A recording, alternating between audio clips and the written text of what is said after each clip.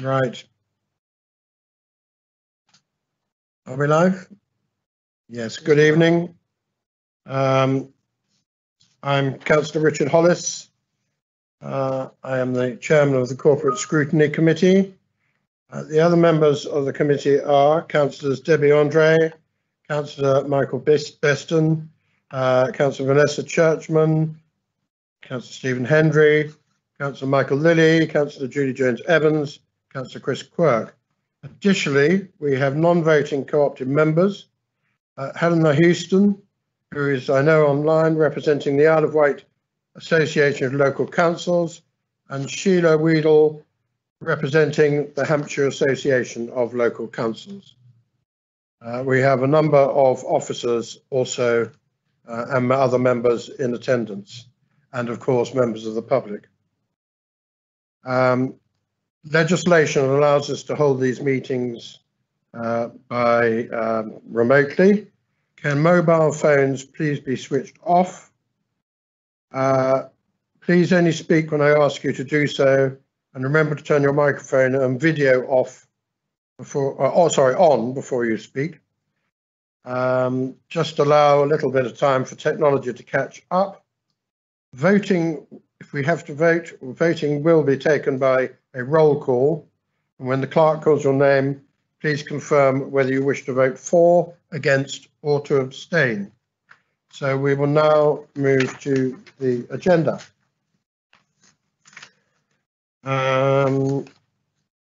Right, can I confirm the minutes of the meeting held on the 9th of February? And unless anyone objects, can we, members, please, can we move to approve these minutes? Chair, just on the very page 7, declaration of interest, it's got declaration so I declared an interest in item ? The COVID-19 response and recovery item.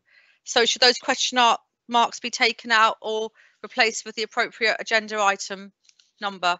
Yeah, we can do that. Yes, we can do that. Yes. Okay, thank you. Okay. Right.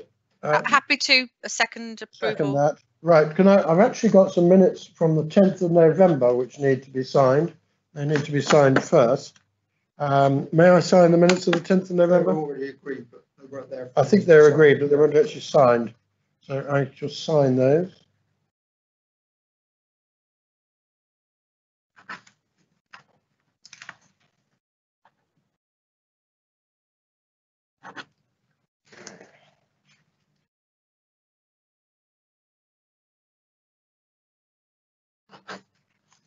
Right, do I need to date them? No, okay, fine. And then the minutes of the 9th of February. Do I need to sign each page or initial?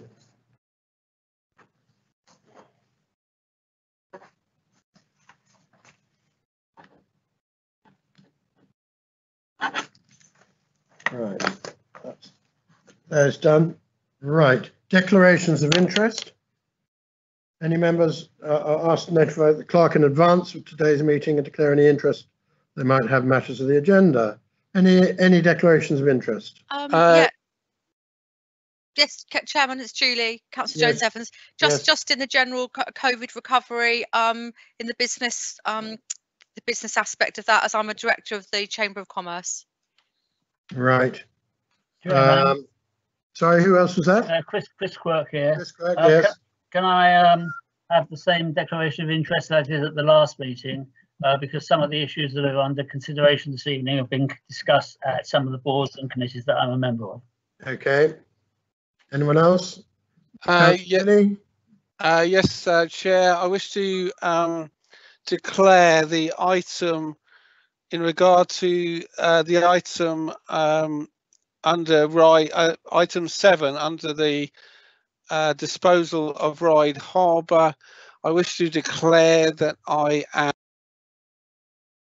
We've lost you on sound. I'm declare that as I'm a member of Ryde Town Council, I will not take part in any discussions to do with Ryde Harbour. All right. Thank you very much. Anyone else? No, I don't see any others. Right, thank you very much. Right, public question time. That takes 15 minutes. We have 10 written questions received. Do you want me to read? I shall read the questions and responses. It's quite long. I will start off anyway. This is a written question from Mr. Neil Blues of Ryde. Why is it the papers presented to the Scrutiny Committee by the Cabinet Member for Infrastructure and Transport failed to mention the report entitled Causal and Impact Analysis - Failures of the Floating Bridge 6 project, which details specific engineering and procurement problems written by a professional engineer and presented to the Solent LEP full board on Friday, the 22nd of June, 2018? Question mark. I remind you that the council leader, Councillor Dave Stewart, is a member of that board. And the response to that it has not been included in the paper as it is not a report commissioned by the Isle of Wight Council. This does not mean it wouldn't be considered as we move forward. Right, next question from Mr. Cameron Palin of East Cowes. What are the projected whole life costs now, taking into account all the overspend to date and the projected overspends in the future? This is obviously regarding the floating bridge. The whole life costs include capital, operation, maintenance and staff costs, including all the current overspend due to equipment and mechanical failures and cost of barge, jenny boat, etc.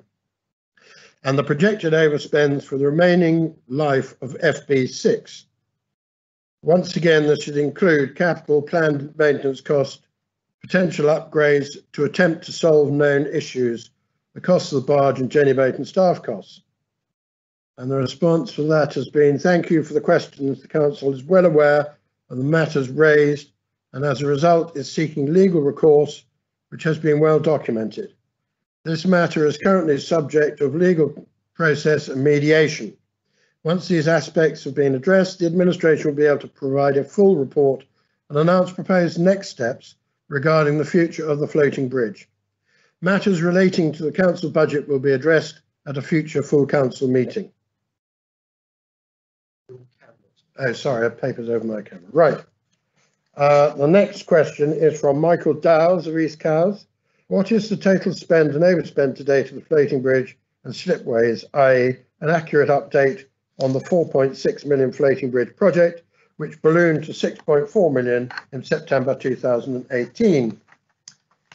And the response to that has been, thank you for the question. The Council is well aware of the matters raised and as a result is seeking legal recourse, which has been well documented.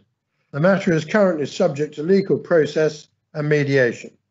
Once these aspects have been addressed, the administration will be able to provide a full report and announce proposed next steps regarding the future of the floating bridge. Matters relating to council budget will be addressed at a future council meeting, full council meeting. Then a written question from Janet Dowes of East Cowes. Can you confirm that the council plans to recuperate through legal proceedings all the millions of pounds of our taxpayers' money expended on wasted on the floating bridge to date?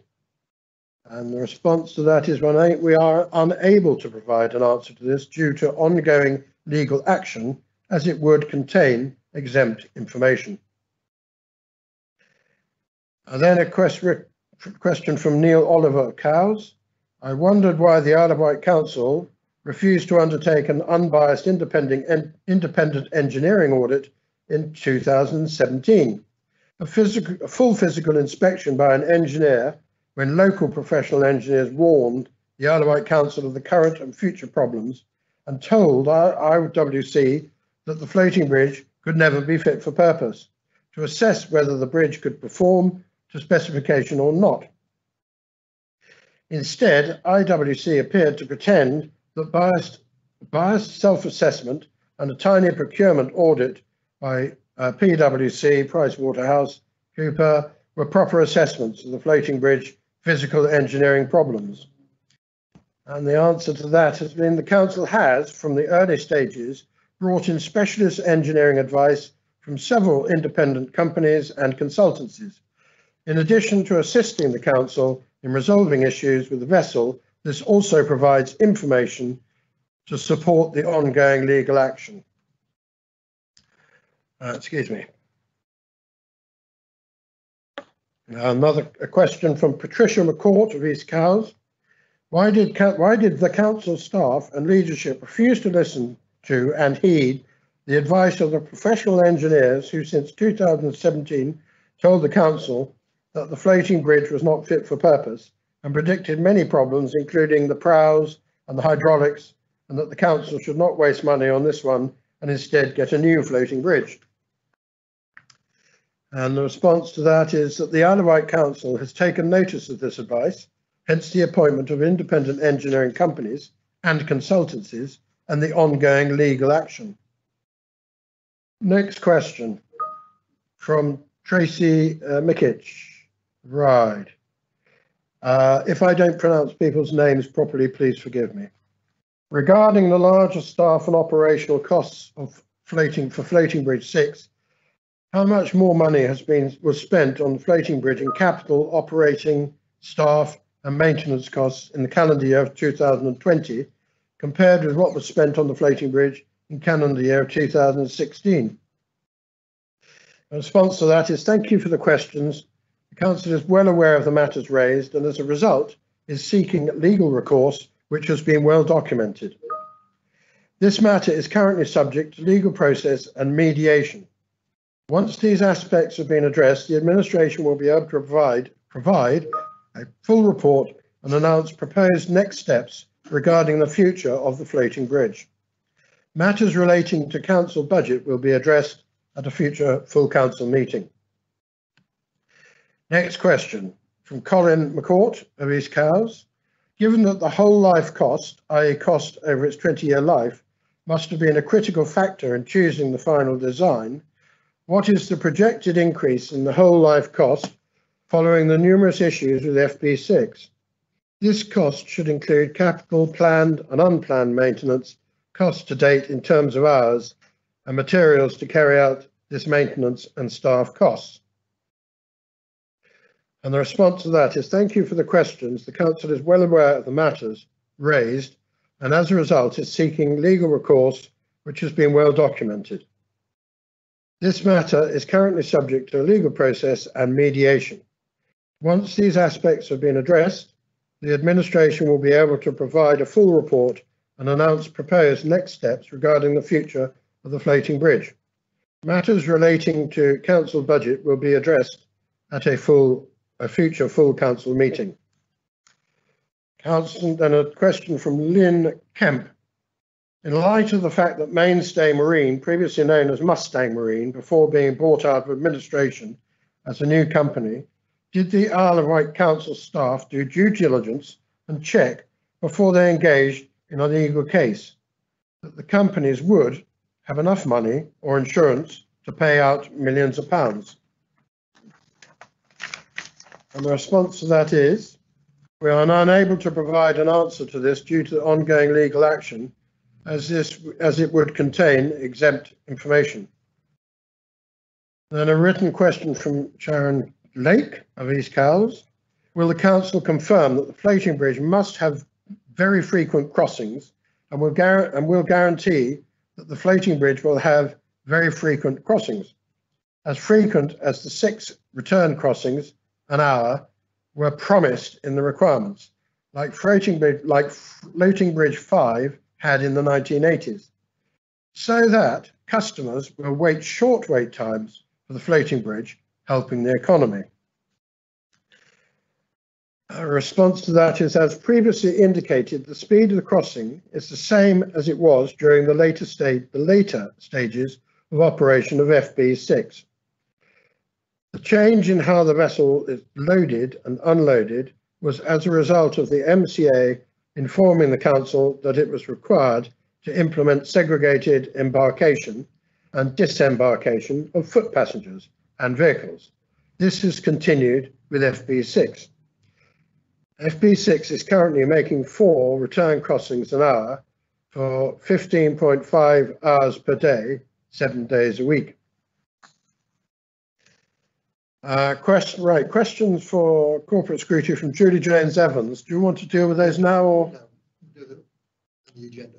on the agenda item? So we'll come to them. So I'm sorry I've rushed those, but I didn't know how long they would actually take me, and puts me somewhat out of breath.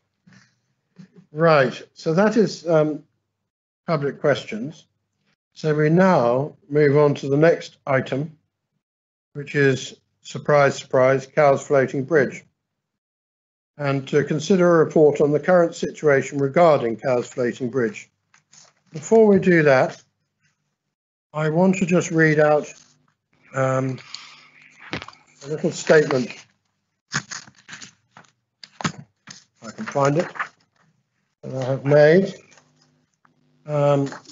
because it may clear one or two things up of misconception, and also because I put in 43 questions in last November to try and weed out more information or reiterate information that is available in public documentation. There's been a terrific amount of public interest and concern about this project, and a lot of conjecture and misinformation has been and continues to be bandied about, much of it completely ill-informed and unfair to various parties, including officers of the council who are not in a position to reply. And I'm talking about on the media. With the understanding that the legal situation would be past the mediation stage in January, I put together 43 questions back in November from all the documentation that was available to me at that time. Unfortunately, because of COVID, I could not get to see individuals. A fair number of the questions are answered by the documentation that we now have, but a lot of them, however, cannot be answered at this stage because of ongoing legal proceedings, which are at a stage of without prejudice, and that is important, without prejudice mediation. But they will be in time and can help form a basis with others for a future approach for this committee. Married to a lawyer, I have free access to understanding the concept of allowing all parties time to mitigate their losses and how the legal process works, or some of it. Obviously, some more vociferous councillors in the community do not. However, I'd like all viewpoints to be noted so that they can form a contribution to finding the correct solution to the problem that we are confronting. It is clear in the report there was a lack of political engagement in the project from the beginning, and the people in charge at the time must take some responsibility. Councillor engagement is required, as clearly stated in local government guidance at that time. This administration inherited their lack of due diligence. Unfortunately, the current administration has had to deal with the major shortcomings of FB6, which, remember, have evolved as time has progressed after launching in summer 2017. At the same time, I'm sure someone will explain why the demand for FB6 just to be scrapped is plainly naive. Legal proceedings aside, we have to look forward as to where we are going. It may be that a much lighter floating bridge made from different materials. We have the expertise on our doorstep, or it may even be a lifting bridge. But for present, we have to play the hand of cards that we've been dealt, not the ones that we'd like to have been dealt. So having said that, and that is purely my view, I'd like to proceed. So we have to consider a report on the current situation regarding Cowes Floating Bridge. Councillor Stewart, would you like to start with that? Thank you, Chairman. I'll just wait for the indication that you can see and hear me okay, and that it's live.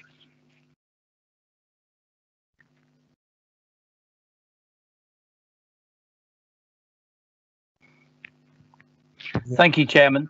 At the last meeting of the Scrutiny Committee, I undertook to ensure you and the committee received a comprehensive report regarding the floating bridge.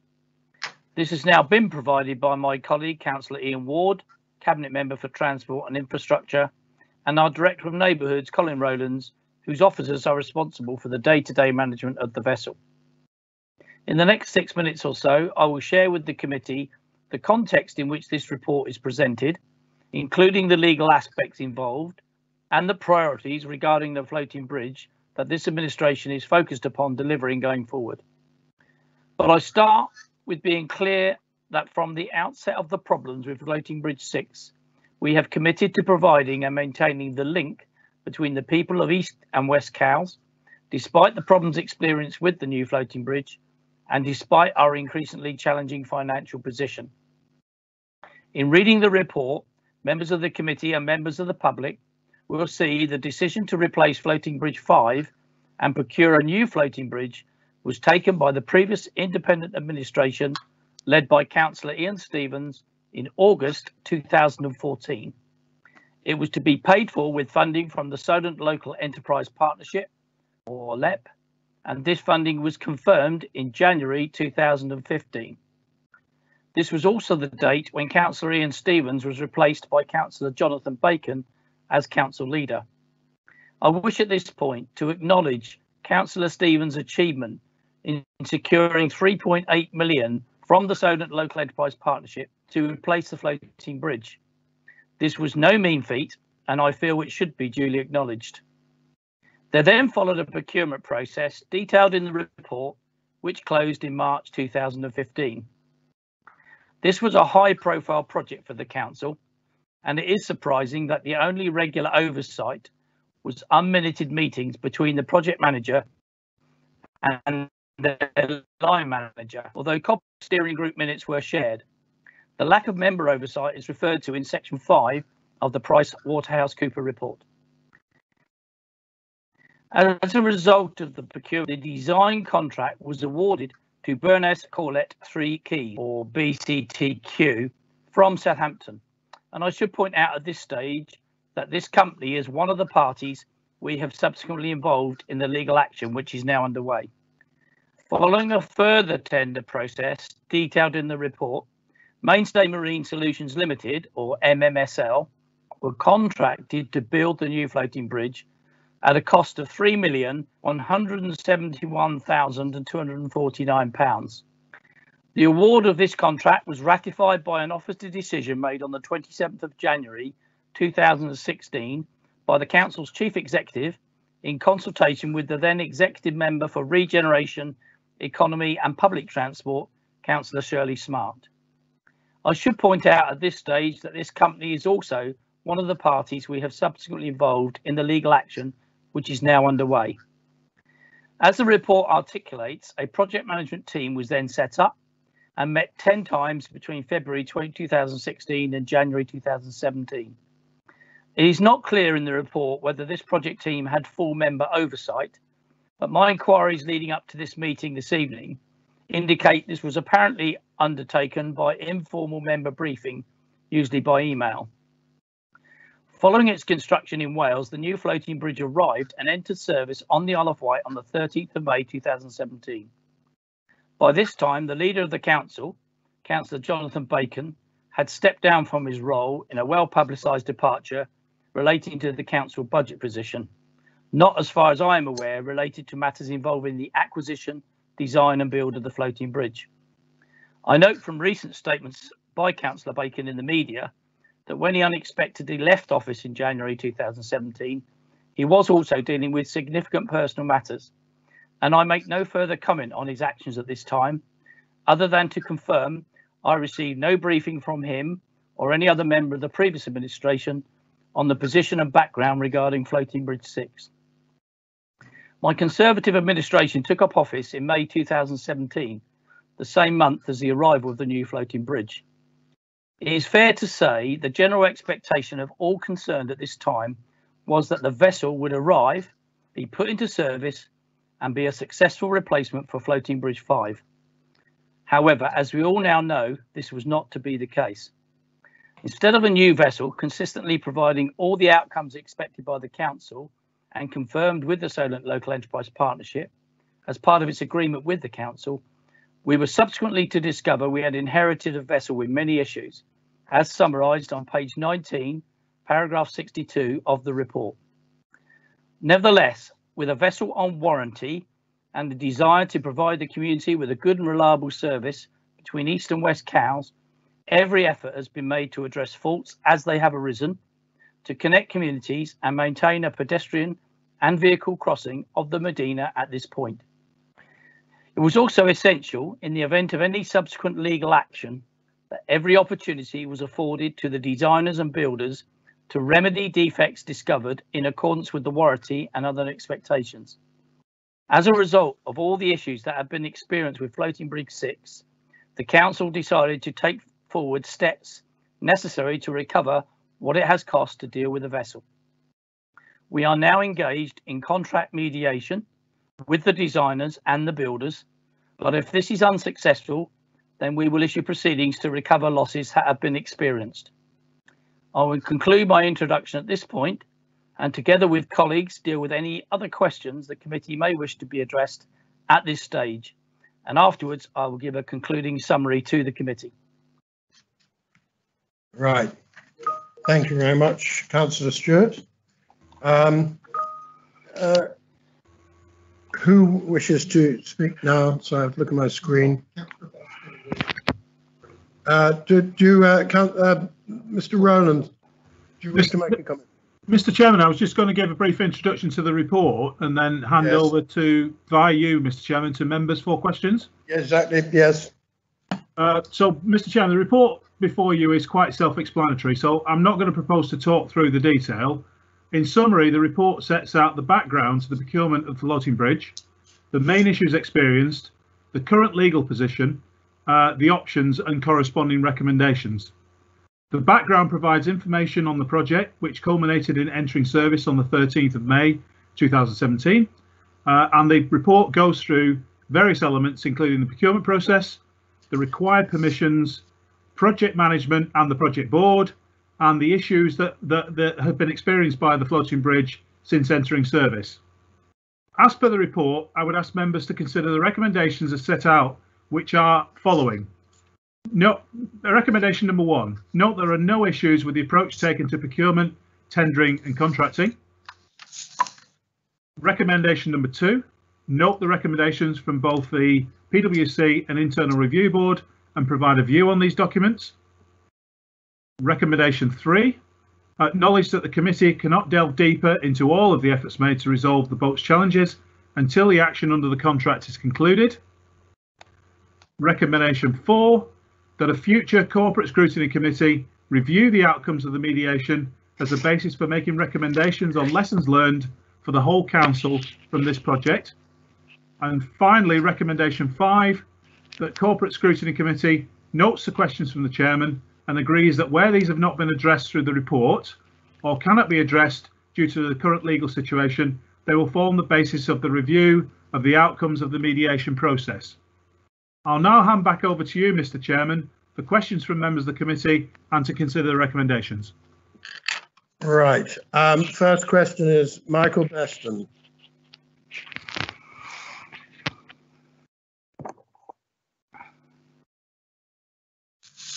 Thank you, Chairman. Thank you. A question to the leader, please. If we were able to borrow the money to build a new floating bridge, what would happen to the original funding we were granted from the Solent Local Enterprise Partnership? Thank you. Thank you, Leader. I'll just wait for the live feed to come through. Thank you, Councillor Beston, for your question.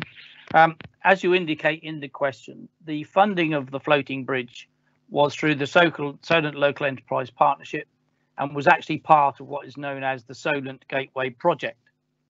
I have already had communications with the Solent Local Enterprise Partnership, who are closely monitoring the situation with the floating bridge, and indeed have spoken with a range of people, including various local stakeholders, and in due course will be working with us to review independently what is happening and how we're going to move forward.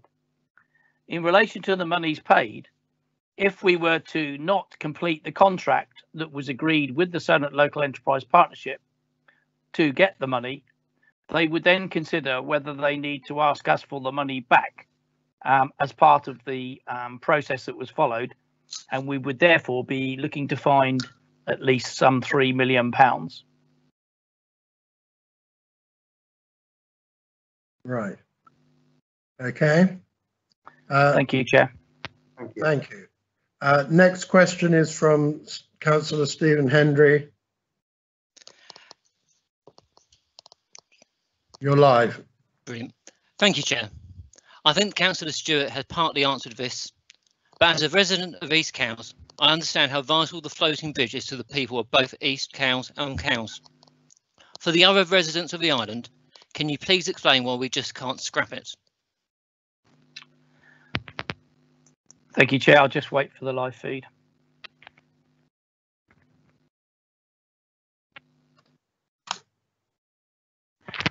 Thank you for your question, Councillor Hendry. If we just scrap the vessel or basically don't use it anymore, then we have the obligations, as I've indicated, to the Solent Local Enterprise Partnership. You're probably aware that there were a number of commitments that were made as part of the project in terms of the outcomes that were expected. These include various aspects of performance of the vessel, improvement of the economy, numbers carried, and other details.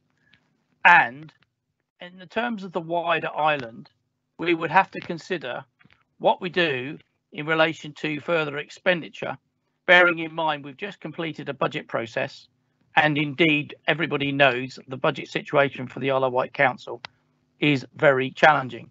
That said, I would repeat, it has always been our priority to maintain this link for the community of the East and West Cowes, because it is so crucial to those two towns and also to wider employment on the island.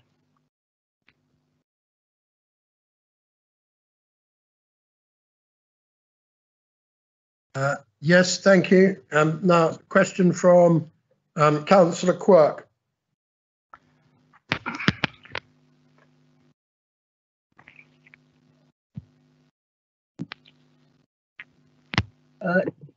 Yesterday, the government announced the first £4.5 billion of a multi-billion pound levelling up fund. The intention of this fund is to address regional inequalities, particularly in relation to the need for infrastructure. The Isle of Wight is currently shown as a medium needs category. Might the council apply to this fund to deliver a wider island transport strategy that looks at improving connectivity across the island, potentially including a road bridge across the Medina to allow movement between Ryde and Cowes, not requiring going through Newport? Again, I'll just wait for to go live, Chair.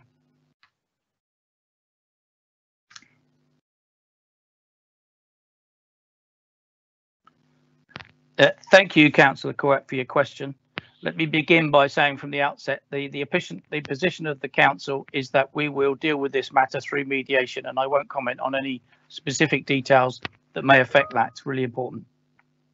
However, as council leader, I have made it publicly known for some time that I would very much be in favour of a proper road bridge across the Medina. And as time has gone on and we've seen the improvements to the St Mary's Junction and the desire for people to look at different modes of transport and to consider how we can improve Newport itself and make it a town of destination rather than a town of traffic. I think you're absolutely right to identify that new fund that's just been announced. And I would like to think at this stage that officers are already exploring how we bid into that fund to improve our island infrastructure.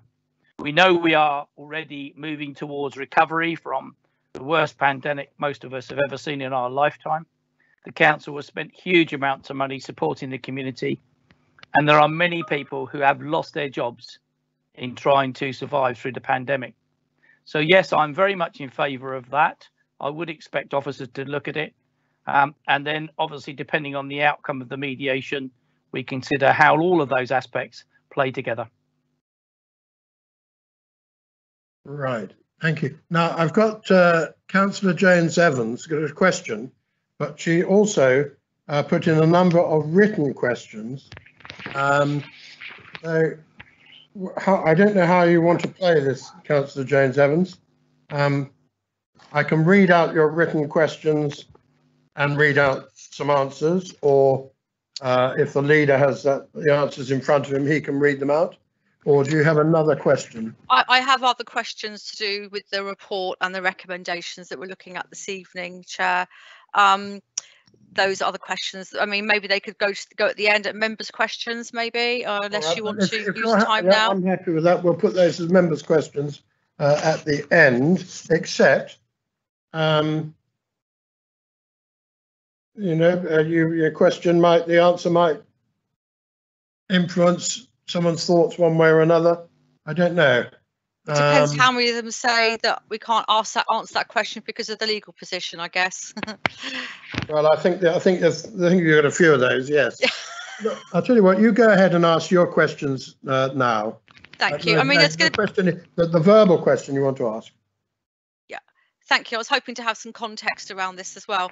Obviously, there's a lot of frustration all across the board, across the island, with the public and within the council itself, and not to mention the business communities of Cowes and East Cowes with this. I find it very difficult when we're sort of talking what happened sort of 6 years ago, when we've had to deal with a lot in the last 4 years. So, and I think that's where people really want to focus on is what we're doing, what we can do, and how we can move forward. And that's what the public are asking me. So it's quite a difficult situation for us to talk about procurement in a report when there's nothing we can do about this. We already had Councillor Stewart's, report 2018, which covered most of this already, to be fair. So it kind of feels like we're going over old ground. And I said to you earlier, Chair, why are we even having this meeting? Because we can't ask the questions we want to. I mean, I've got questions that aren't related to the builder and the designer of the vessel.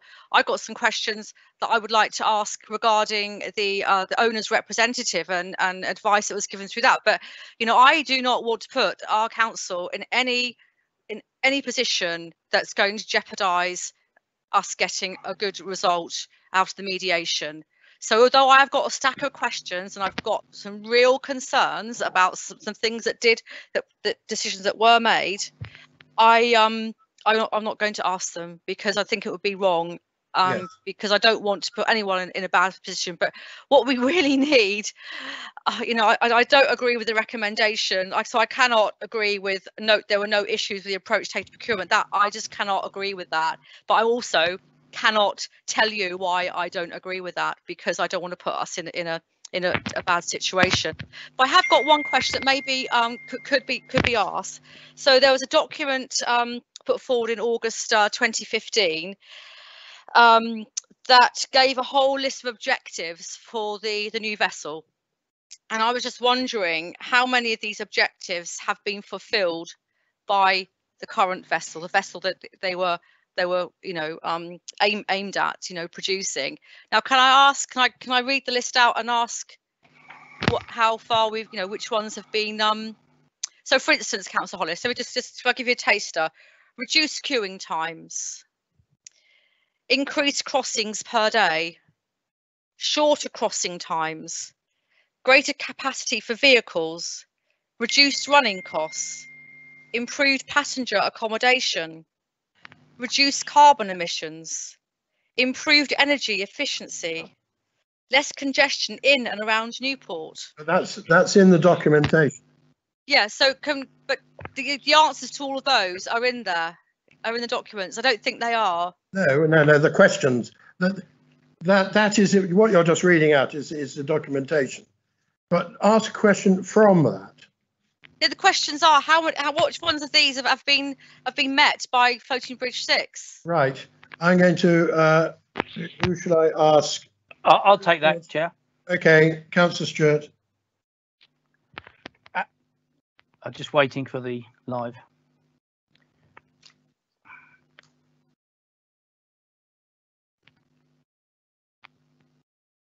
So, Councillor Jones-Evans, thank you for your question. there is a lot of information in the report, and in my conclusion, I will give some further information which will help to give an immediate update to people. I think all your points are valid, and if you're asking for a list of performance against those points, I'm sure officers can deal with that. There's one important point I want to make today, and you've alluded to it already. Mediation takes us forward, and therefore is crucial that we do not undermine our position in the mediation process. If we are successful at our mediation, many positive things can happen, but it is really important, and that's why, as much as I would like to say many things like yourself, I'm not going to say them, because I want to give our lawyers and our officers every opportunity to deal with the claims that are on the table at the moment. Thank you, Chair.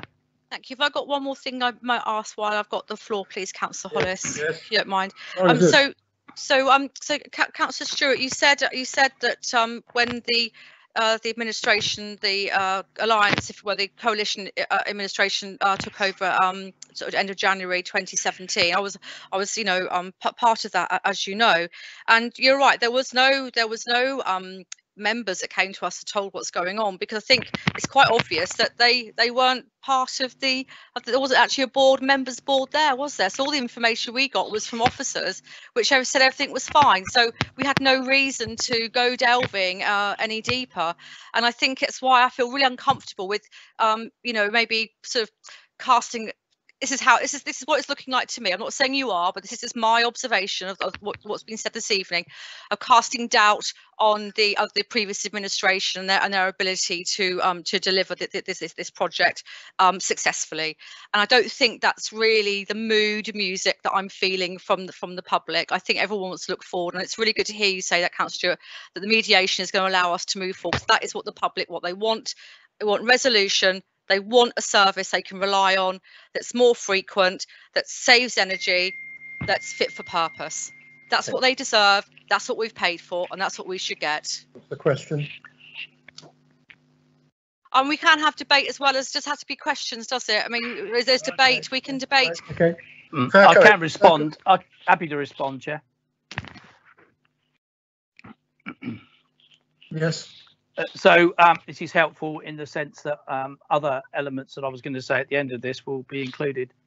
Of course, we all know that we didn't know what the problems were until the vessel hit the water. The question I asked myself is, was the council sold a pup with Floating Bridge 6? I'm certainly inclined to the view that this vessel was not and is not fit for purpose. And you alluded to a whole race of things that we're now dealing with through litigation. And this is based on the premise that the Floating Bridge 6 can be fixed to a standard that ensures good and reliable service. But then in order to do so, and as a result of all the costs incurred in dealing with the emerging issues, a substantial claim has been put on the table. That's about as close as I can go at this point regarding that, although I'll conclude some at the end. I would also acknowledge Councillor Jones-Evans. You were part of the brief, I'm going to call it coalition team that put together in a very short space of time.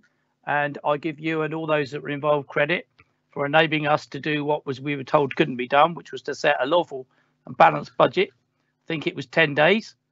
And also, and thank you for confirming that we didn't get a briefing from members, and so we weren't able to understand exactly what had gone on. Beyond that, I don't think I need to comment further. Thank you, Chair. Right. Thank you. I'm just going to make just one thing, Councillor Jones-Evans. You say, why are we having this meeting? Unfortunately, circumstances have sort of overrun us, so to speak, is that we didn't know that mediation wasn't to have taken place by this stage.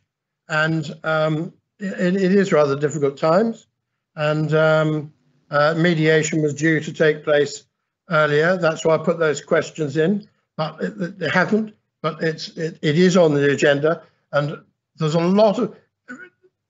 nothing wrong with just trying to correct some of the misinformation that goes around, particularly at this time before an election. But anyway, there we are. If I may, Chair, I don't think that is correct. We've got a very substantial meeting this evening. There's some really important things to talk about, because we can't really do justice to this. This is such an important island issue.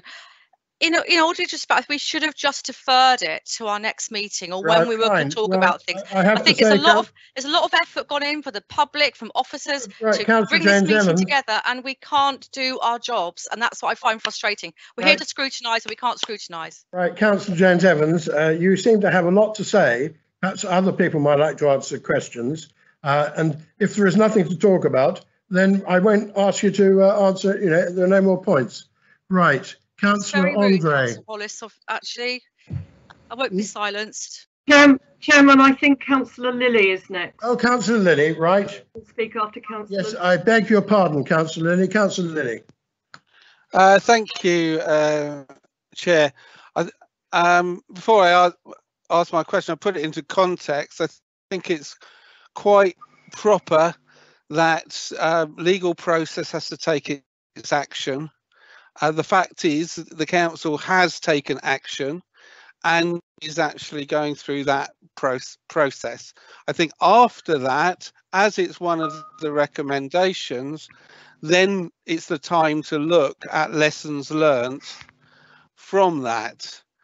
My question is, whilst that process is going on, the people of West Cowes and East Cowes and tourists and people still have to travel across the Medina. The floating bridge is still operating. I actually saw it operating the other day, even though that's intermittently. So I want to know what the interim plan is for the community, what the Isle of Wight Council intends whilst sorting out the long term, and whether we have a new bridge or whatever, but what we are able to tell our community that we are doing at this moment to ensure there is some service and that we get through this. So the short term plan, we know the long term plan of sorting that. We want to know what the short term plan is, and that's my question. Right, I'll deal with that, Chair, when yes, that's no problem. It's waiting to go live. So thank you, Councillor Lilly, for a very sensible question about the future. As I said at the outset of my introduction, whatever the outcomes of the litigation, it is this administration's intention to ensure the communities of East and West Cowes have a good and reliable link they need and they deserve. We recognise this, as does the LEP, that floating bridge was built and paid for on this expectation. So to reassure you and other island residents who may need to use the bridge in the future, albeit I recognise current COVID restrictions have reduced the ability to use it, I'll just give you some data that I asked for today so that I could share this with the committee. In January, the floating bridge, and I will say legitimately, so I'm not accusing anybody of using it when they shouldn't, carried 6,374 vehicles and 4,591 passengers. Sorry, that was the other way around. 6,000 passengers, 4,000 vehicles. It ran for 577 hours, and based on the schedule that was set, that's a performance of 95.2%. In February, the passengers on the vessel were 7,526, and the vehicles were 6,085. It ran for 534 hours, and that's a performance of 98.9%. Now, I am not saying that the floating bridge is fully fit for purpose because of the record that we have, which has been put forward to the litigation. What I can say is that figures of that level, 95%, 98%, consistently for 2 months now, should give some reassurance to the public that the vessel is available. We have also done some other work, which is to make clearer the signpostage and information so that people know when the bridge is available and when there are issues. The other big success that we're pleased to report is the benefits that have come from the St Mary's Junction, which have improved traffic flow through to Newport and beyond, as people will know because they do it regularly now. So hopefully, in the short term at least, this will allow us to maintain that service. And when we keep the bridge going, we also supplement it with a passenger ferry, and that is also available, and we've kept that going as well. Now, people comment about the cost, and yes, it is costing. But for me, it's what price do you put on ensuring people can get to their jobs, kids can get to school, and all the other things that the floating bridge and indeed the passenger bridge has brought with us. I hope that's an honest answer, and I hope it's an honest reflection for you. Thank you, Chair. Right, thank you, Councillor Lilly. Now, I've got lots of other people, Councillor Lilly, forgive me. Councillor Andre.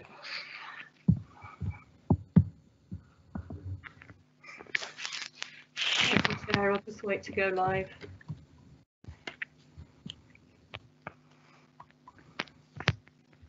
Okay, thank you. Chair, I'd like to pick up on a couple of points that Councillor Stewart made. Just to be clear, are we saying that our contract with the SLEP over the money that was given was payable whether or not we had a product that was fit for purpose? Effectively, if we found that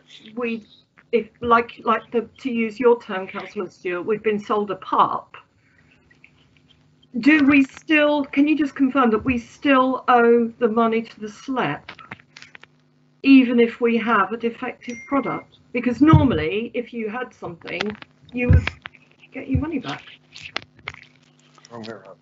Yeah, happy to answer that, Chair. Just wait for the...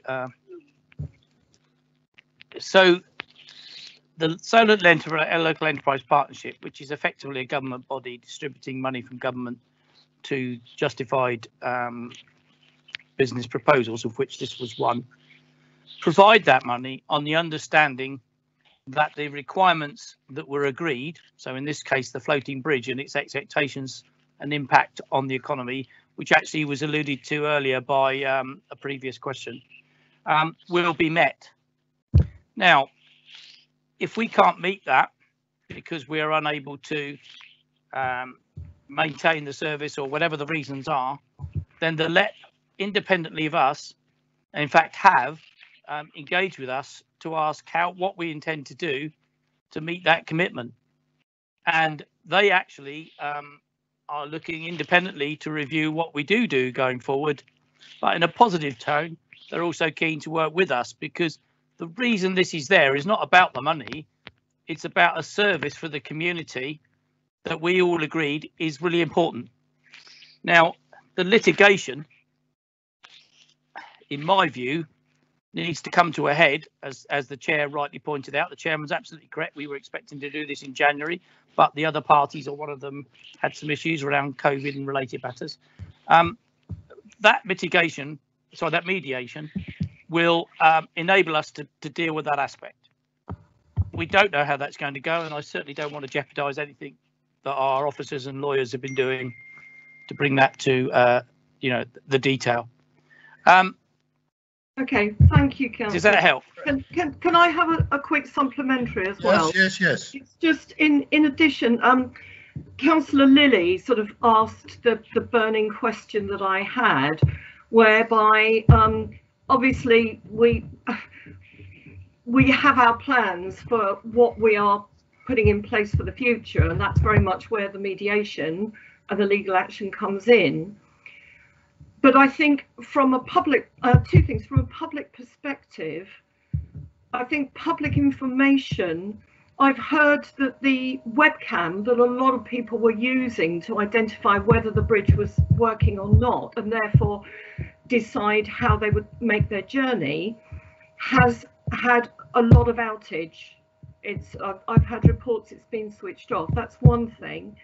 The other thing is that I think there is huge public concern that more and more money is being put into Floating Bridge 6, and is there a way that we can provide a service in the interim without committing more funding to Floating Bridge 6?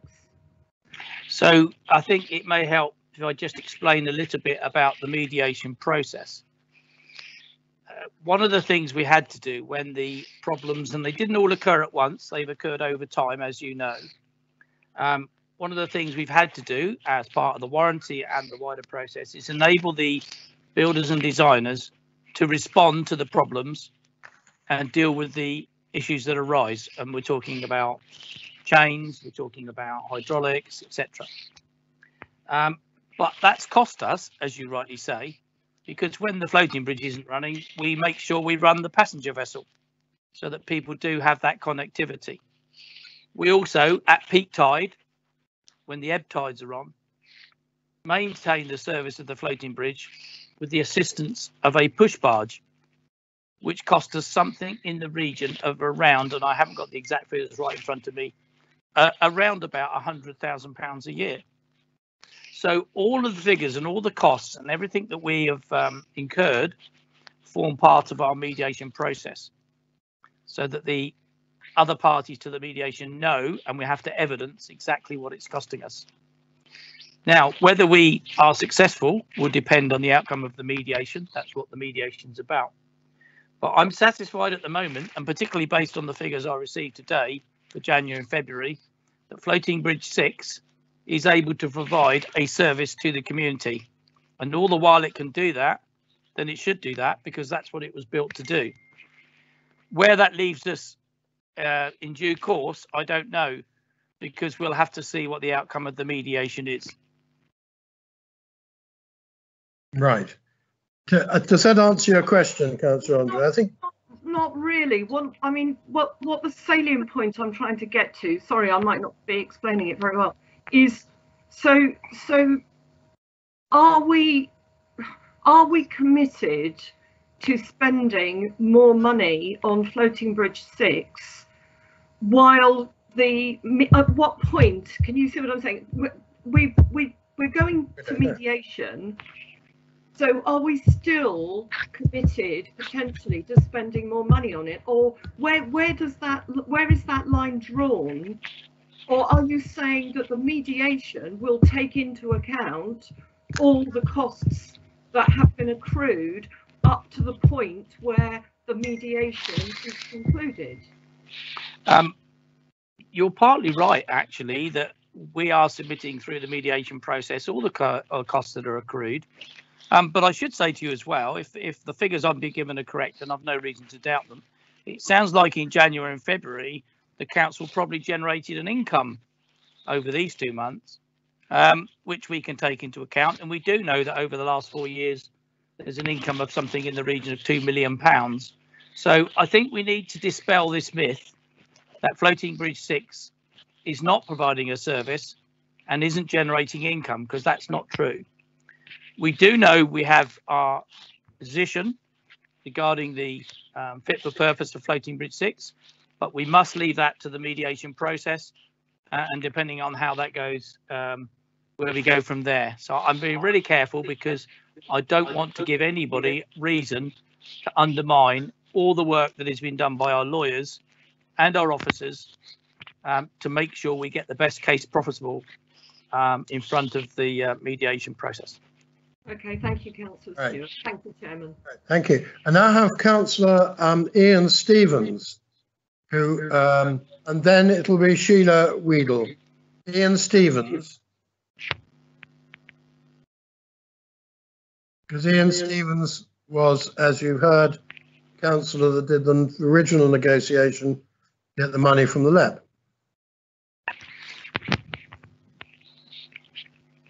Can we get Councillor Stevens in? He's asked to speak.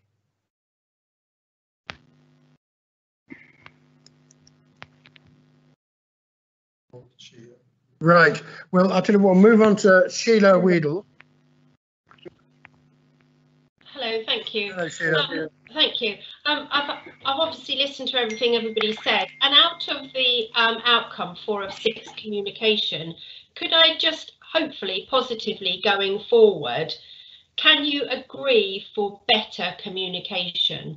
Because putting out some of the good facts to the everyday people, town and parish councils, obviously, and on social media, it's communication that's highlighted. And I think there's lots said on social media, in the press, and it goes backwards and forwards. If we were better at doing the communication bit, putting out positives and basically where we are, what's happening type of thing, that would just be a positive going forward. That was just my observation when I read all of the report.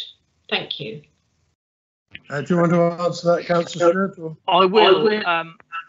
First of all, oh, sorry, I'll just wait to the live. I agree with you, Sheila, because actually much of what is happening around communication, if we don't give that information, people fill the void with misinformation or rumour and innuendo, which is incorrect. It's why when I do my presentation at the end on this Floating Bridge 6, it's my view that the time has come to stop using this as a political football, which is what I think is happening, and for us all to focus on the future, because I don't think there's anybody in this meeting who would not like to see some positive steps going forward that we can all agree, because it's in none of our interests for this not to be resolved. A lot of people have worked very hard, and as I said at the outset, and I see Councillor Stevens is on the call, I've acknowledged the effort that he will have put in, I know, because I'm on the LEP now and he is, and we can't speak on this, by the way, we have to leave the room when this is discussed. He put a lot of work into securing that funding, and he's probably as disappointed as anybody on this meeting that we've had the problems that we've had with the floating bridge, because he will have been through all the positive elements where expectation was high, but I'll leave him to speak to himself on that. But in answer to your question, yes, and if we can do more, we should. Thank Is you. that okay, Sheila? Yes, thank you very much. Right. Councillor Ian Stevens is, I've seen him in the picture. He was in the picture. Ah. There we are. You're on mute, Ian. Councillor Stevens, you're on mute. Still on mute.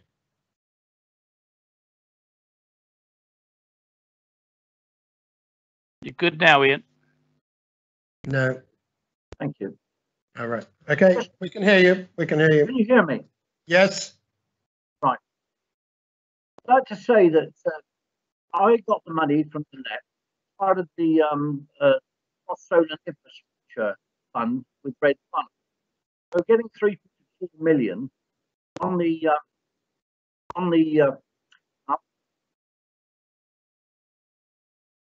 right. No, you're very broken up, Councillor Stevens. You've muted yourself again, I think.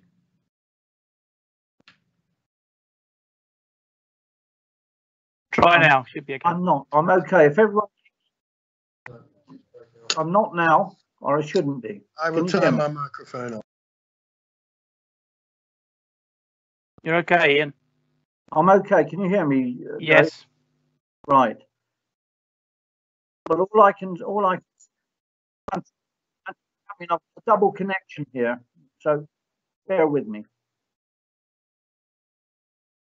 Yeah, keep going.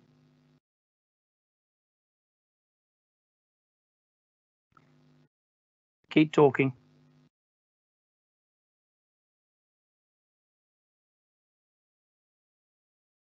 Right.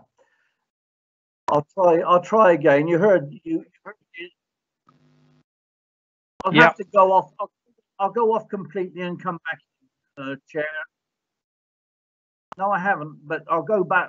I'll go off and come back in. I've had all sorts of problems here. Okay, thank you. You're on mute, Chair.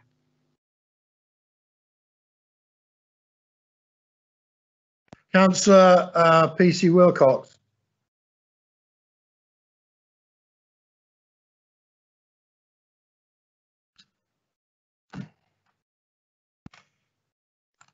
Councillor PC Wilcox, you requested to speak.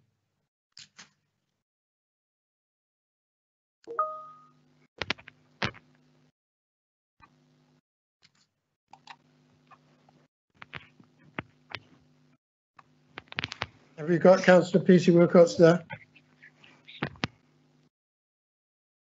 Apparently you haven't got a camera and you're on mute.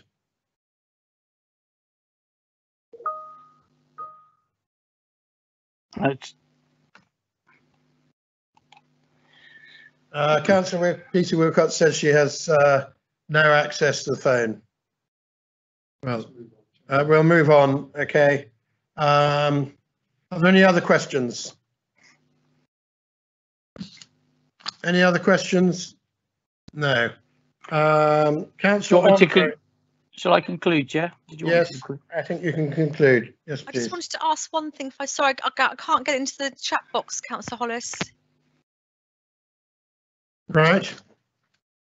Yeah, just thank you for all of the debate and the questions this evening. And there is obviously a lot of frustration. I just wanted to give a message from Councillor Love, who sadly wanted to be here this evening. Obviously, it's a very subject he's very dear to his heart, but he's had a family emergency. He's had to basically leave the island to attend to that. So I just want to give his apologies. Yes. Otherwise, he would have been here. Thank you very much indeed, Councillor Jones-Evans. Yeah, I had heard that. Anyway, and thank you for your contributions. Right, Councillor Stewart. Thank you, Chair. Are there any other officers who wish to say anything? No? Right, Councillor Stewart. Thank you. I'll only take 5 minutes and we'll be done from my point of view. Just waiting for the live.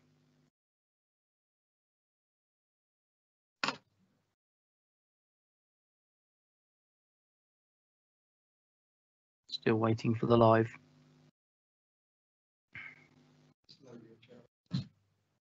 What? Yeah, I'm live now. Thank you, Chair. I think it's, I'm going to sort of sum up really. Our case for litigation is based on the premise that Floating Bridge 6 can be fixed to a standard that ensures a good and reliable service.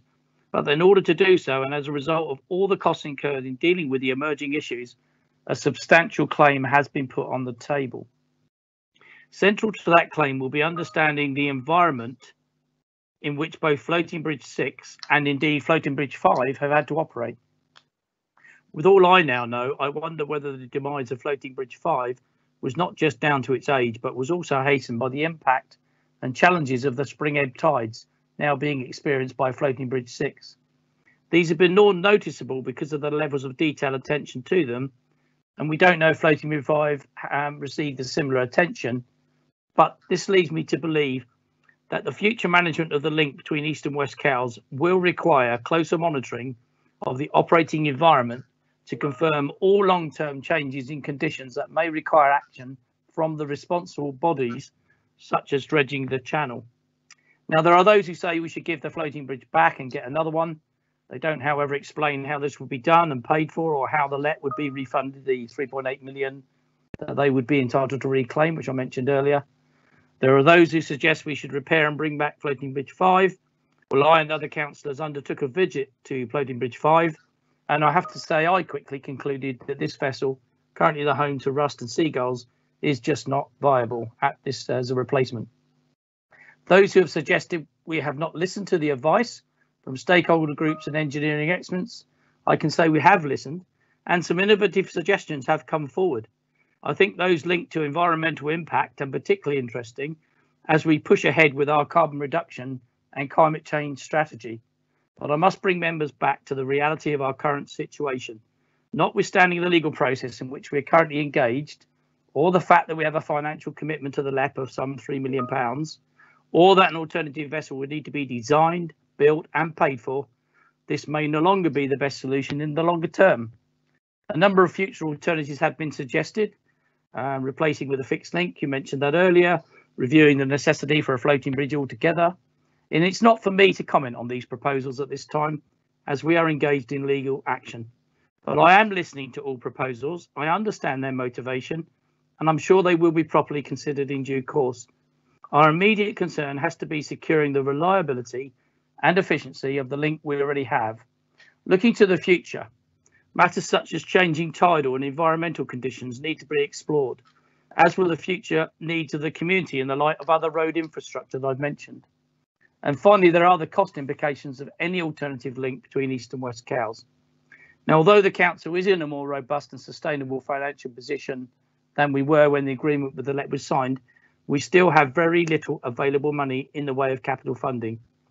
We were only able to allocate a sum total of £9 million of council funds to support new starts in our capital programme for the next 3 years, as set out in our budget, which was agreed at full council in February. So saying we will replace the floating bridge is not as simple as it sounds.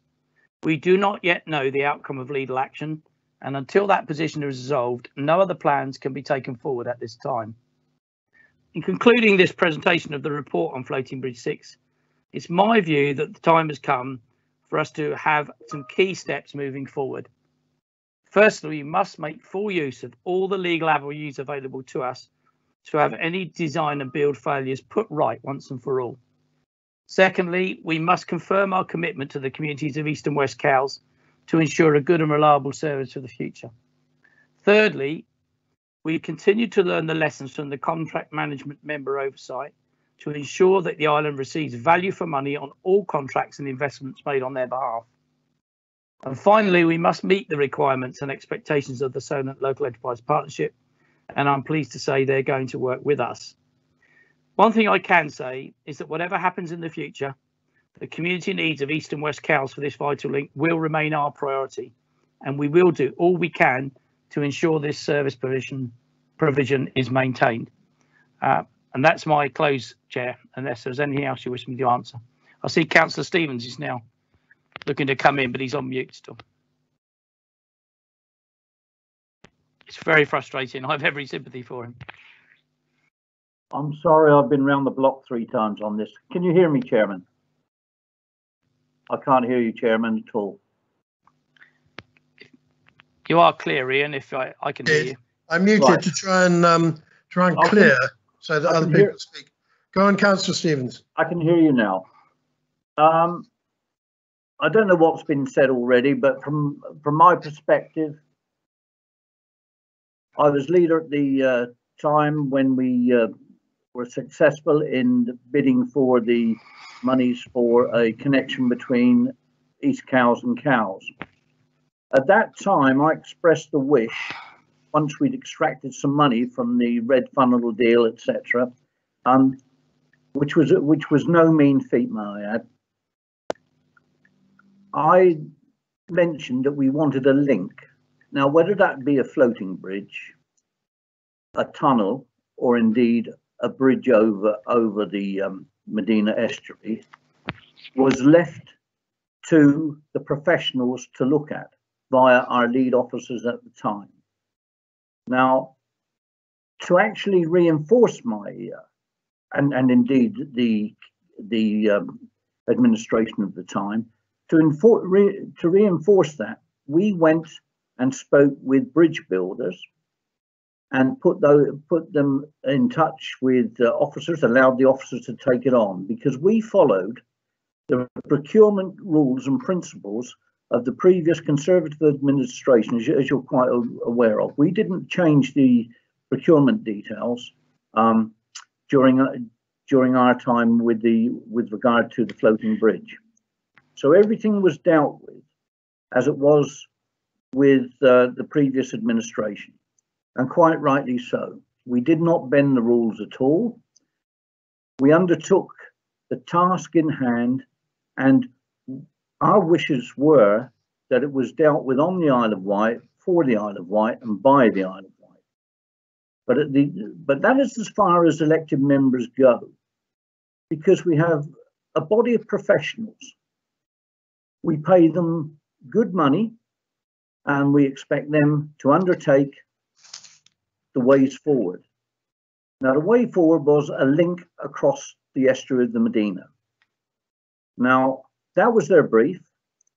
and they had the opportunity, quite a wide brief, to go and source the consultancy and consort with professional advice, which they did. Elected members at that time stood 2 paces back because, as you know, during the procurement and tendering situation, members should not be involved at that stage. That gives the cry from members of the public, brown envelopes and deals done, etc. Deals were never done. As you know, the previous administration, which I was pleased and proud to lead for 2 years, did away with delegated decisions, opened up the council to allow for committees to run everything from, shall we say, assets, etc. All I want to say now is that we spoke, the leader and myself spoke initially, and I gave him all the information I had, and indeed I showed him a copy of an email from the Solent Local Enterprise Partnership, which said that there would be a cross-Solent project board. It is the LEP's responsibility, as much as it is the Isle of Wight Council's responsibility, to make sure that funding is spent appropriately and correctly. And during my term as leadership, nobody came to me and said that there was something that was going awry. I assume, and in fact I know, that everything was carrying along. And I dare say, if you look at the PricewaterhouseCoopers report that you have, and you've actually got it in your brief on the agenda there, Chair, that everything was done appropriately. There was only a couple of things that were found in question, one of them being communication. Communication can be bent if it's for political gain, if it's put in the hands of members. However, communications were dealt with through the officer corps, and you will find that there was a board set up, and members of Cowes Town Council and in the East Cowes Town Council and the Cowes Harbour Commissioners were all involved in that. So I think that, you know, we did a fairly good job on putting out to the people that were in the know and needed to be in the know, the representatives of the community and indeed the representatives of the Harbour Commission, that what was going on, and indeed they had ample input. So I'm going to leave it at that, but I can assure you that during my 2-year term, everything was done according to the book, as you would expect so. And I have no doubt that everything was done throughout, because otherwise PricewaterhouseCoopers, your auditors, would have found the same. So I think that, you know, we've got to say that we've got here legitimately, honestly, and responsibly. Now, what we have to do, and I've heard Councillor Jones-Evans mention this, is to move forward and continue. The leader knows that he's got my support on his administration and taking this forward, and rightly so. I'm not there to criticise. I'm there to get the best that we possibly can for the people of the Isle of Wight and indeed the businesses and residents of East Cowes and Cowes. I'll leave it at that, but I can assure you that we followed the procurement rules, the guidelines through everything from aspirational age into the tendering and procurement procedures. So thank you very much indeed for listening to me. And if ever you want to ask questions, as you have in the past, I'm only too pleased to answer the questions forthrightly and honestly. Thank you. Right. Right, Councillor Peace. Thank you, Councillor Stevens. Councillor PC Wilcox. Sorry, Councillor Stewart, do you want to respond to anything from that? I'm going to say only a couple of words, but I'm not going to say a lot. I'm just going to wait for the live, sorry. I just want to say thank you to Councillor Stevens for acknowledging that we are working together to move this forward. I acknowledged, as I did while he's here, that it was a good achievement getting this money, but we need now to do the right thing. But we've all got the people at heart, and I just hope this can be no more a political football and starts to become just a job that we as a council have got to sort out, and we will sort it out as well. It's not acceptable. I probably shouldn't say that, but we're going to sort this out for the island. Right. Do we go Councillor PC Wilcox? Councillor PC Wilcox, and then Vanessa Churchman. Then we're going to call that a day. Councillor PC Wilcox.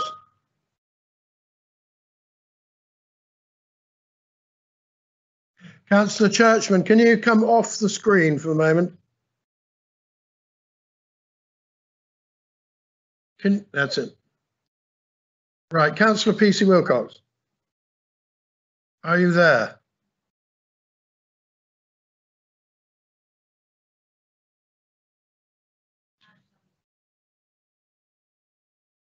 I can't hear what you're saying.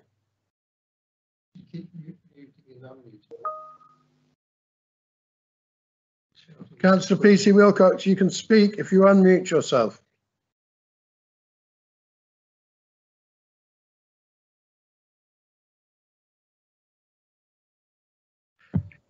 Chairman, it's Councillor Andre here. Councillor PC Wilcox is showing us unmuted, but she's actually saying that she is trying to speak, but we can't hear her. So unfortunately, I think there is a technical glitch.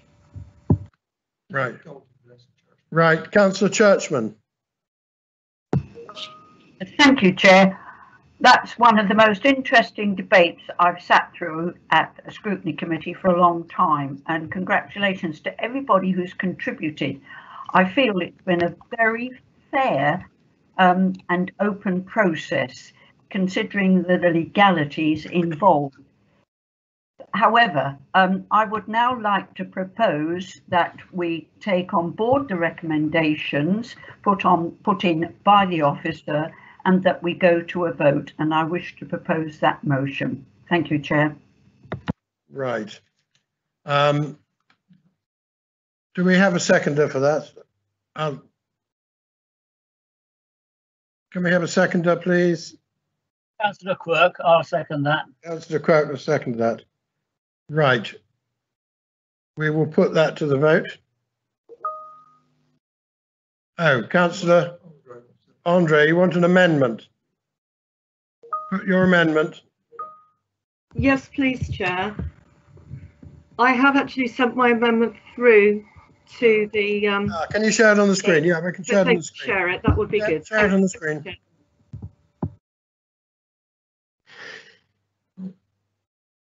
Establish a floating bridge committee to include a full range of stakeholders. Feasibility study for a funding replacement.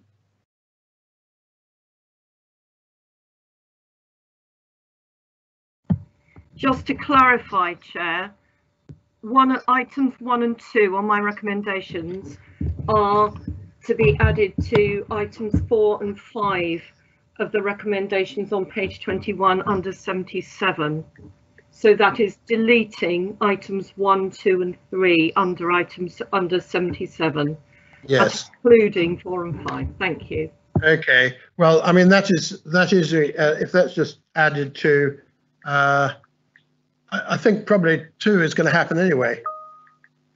Number 1, I mean, we're only recommending to the cabinet, so it's they can do what they want, but if they want to take that aboard, I'm quite happy to put that. Or do we agree? You've got Councillor Lilly has seconded. Councillor Lilly has seconded. Councillor Quirk, can I speak? Councillor Quirk.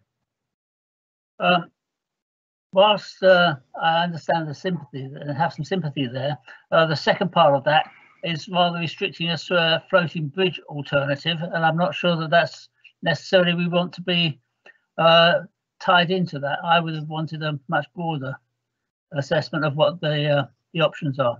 Right. So would you agree?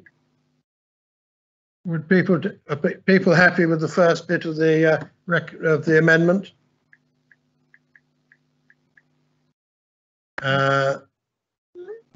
Should we put that to the vote? Point of order, Chairman. Should we not be either asking for further amendments to this amendment, or we should be voting on this amendment? But I'm not. I think it would be a point of order to start. Yes, you're right. This somebody needs to propose. I mean, right. You're perfectly welcome, Chair, if you wish to propose a further amendment to this. No, we will vote on this amendment as it stands. It's been proposed, been seconded, so we will put this amendment to the vote. Councillor Andre. For. Councillor Beston. I can't hear anything. Councillor Beston.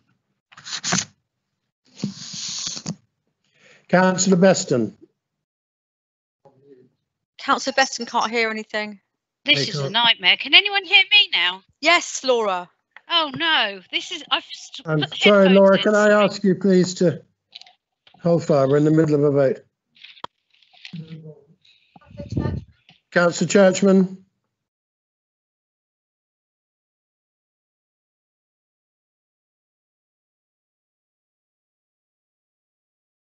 Councillor Hendry. Councillor Hendry. Against. Yeah. Councillor Lilly, he's for. Councillor Jones Evans. For. Councillor Quirk. Against. Against. Councillor Hollis. Against. Councillor Beston.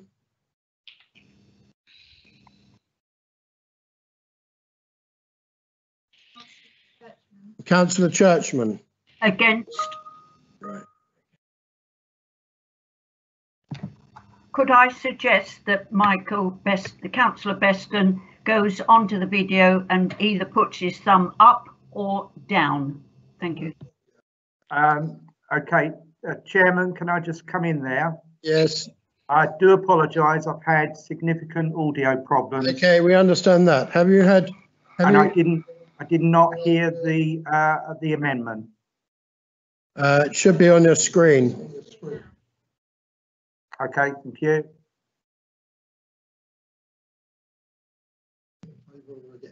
Are you in favour or against it? Can I ask you to put that recommendation through, please, Chairman? It was Councillor Andre. Point of order, that shouldn't matter who put it forward, really.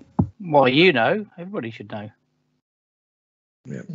Okay, can we just start? Councillor Beston, are you in favour or against? I'm against that recommendation. Okay, fine, thank you. 3, 4 and 5 against. Okay, fine. 3, 4, 5 against. Right, so that falls. So then we come back to the original. The recommendations, we'll take those in full. That's all of them. Councillor Andre. Against. Councillor Beston.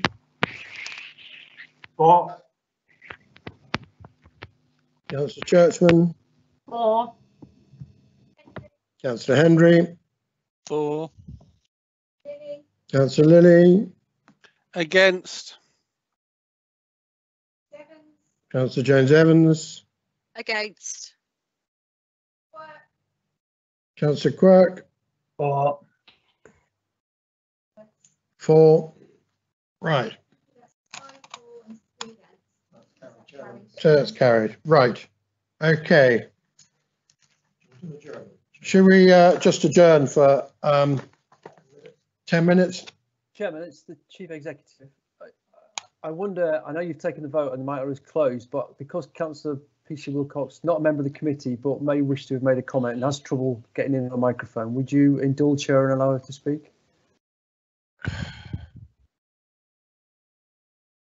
Well, We've just adjourned.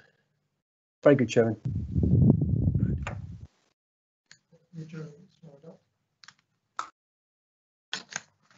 Mm.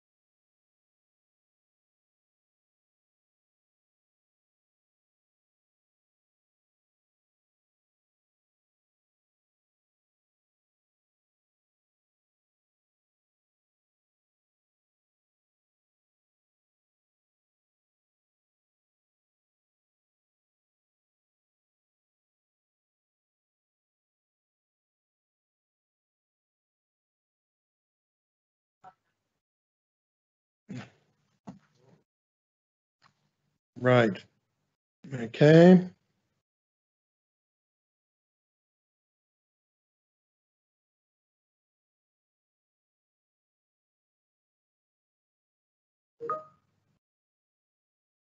Right.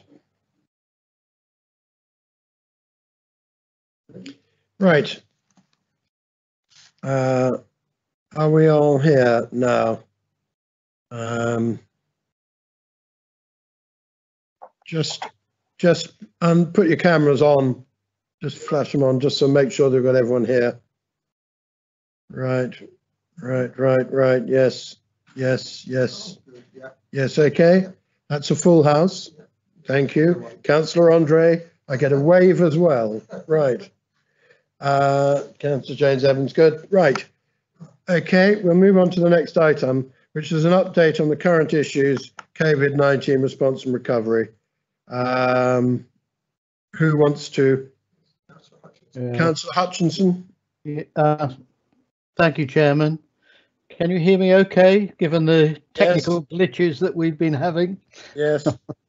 Okay, thank you. I'll be relatively brief because early on we were talking about communication, and I have to say that on the COVID issues, we're probably almost saturated with communication with the changes that are occurring. And since the last meeting, those changes are occurring very fast. As you'll be aware, we have to work closely with government and the NHS, both with the constraints that they offer and also with the support that they give. There are 3 or 4 points that I think are worth touching upon. And apologies, because I think some of the members of the committee will be aware of this. Our infection rates, of course, here on the island are dropping like a stone. I think we're now down to about the lowest 3 areas in the country. We only have around about 9 per 100,000 infections and falling, and our deaths are down to very small single figures. We've also been good at putting in place the test and trace, and lateral flow tests can now be done at several hubs around the island, and those people that feel they need one can get an appointment to do that.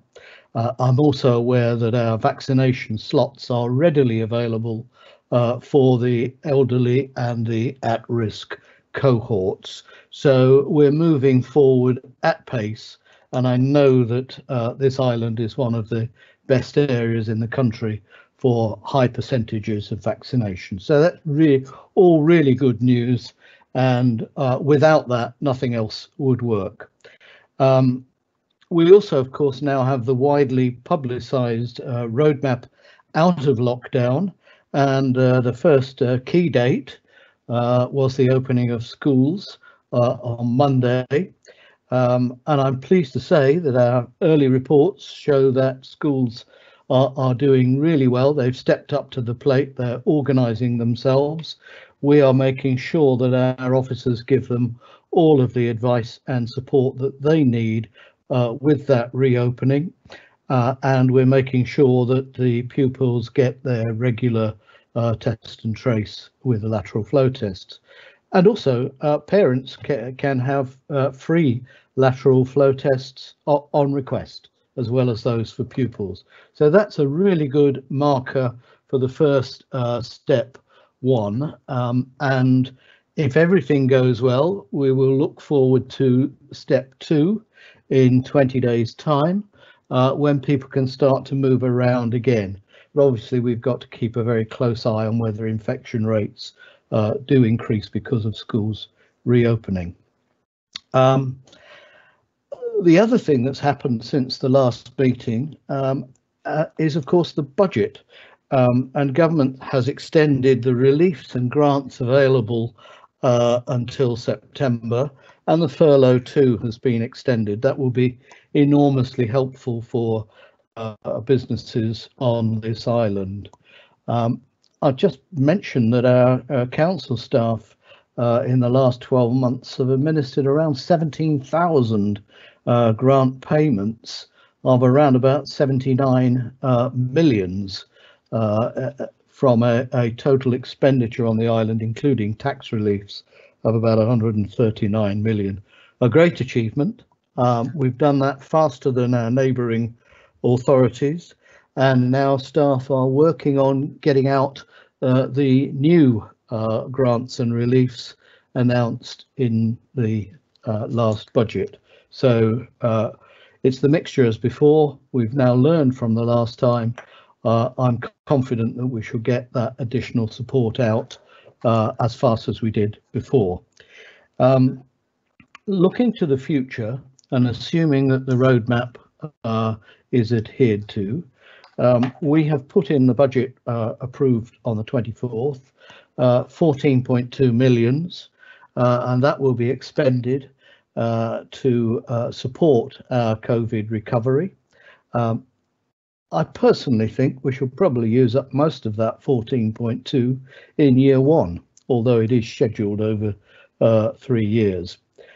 So we're moving ahead on that, and all sorts of more minor things, but important things are going on in the background. We're working with the Chamber of Commerce and Visit Isle of Wight to produce online seminars for our businesses which have been hit the hardest, that is to say the leisure and hospitality industries, so that we can give advice and guidance and mutual information sharing about how we can move forward to open the island up and get business moving again when it is safe to do so. And as a final point, members will note that one of the things that will help that is our infrastructure investment plan, which goes to our cabinet on Thursday. And again, that shows that we are moving forward to try and get back to normality and a healthy economy as fast as we can. I will leave it there, Chairman. I don't think there's anything extra that we'll add to that. Thank you. Thank you very much. Are there any questions to Councillor Stewart? No, I've got none up on the screen. That's none, but thank you very much, Councillor Stewart, and thank you for the work you do. I think this is your last meeting, isn't it? Sadly, yes, Chairman. I'm not offering myself for re-election next time around. I think 53 years of public service is enough for anybody. Right. Yes. Councillor Lilly, yes, you come through with a question. Yes, and I wish to thank Councillor Hutchinson for his hard work over the last few years, which we might be on different sides, but I respect you greatly. So thank you.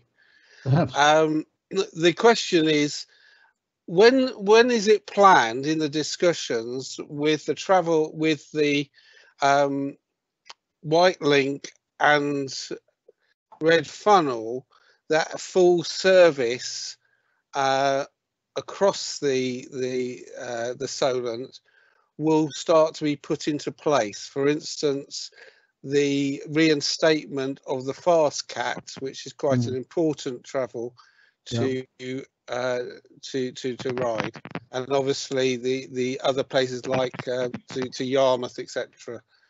Within that. Yeah. I'll just wait for the link to go live.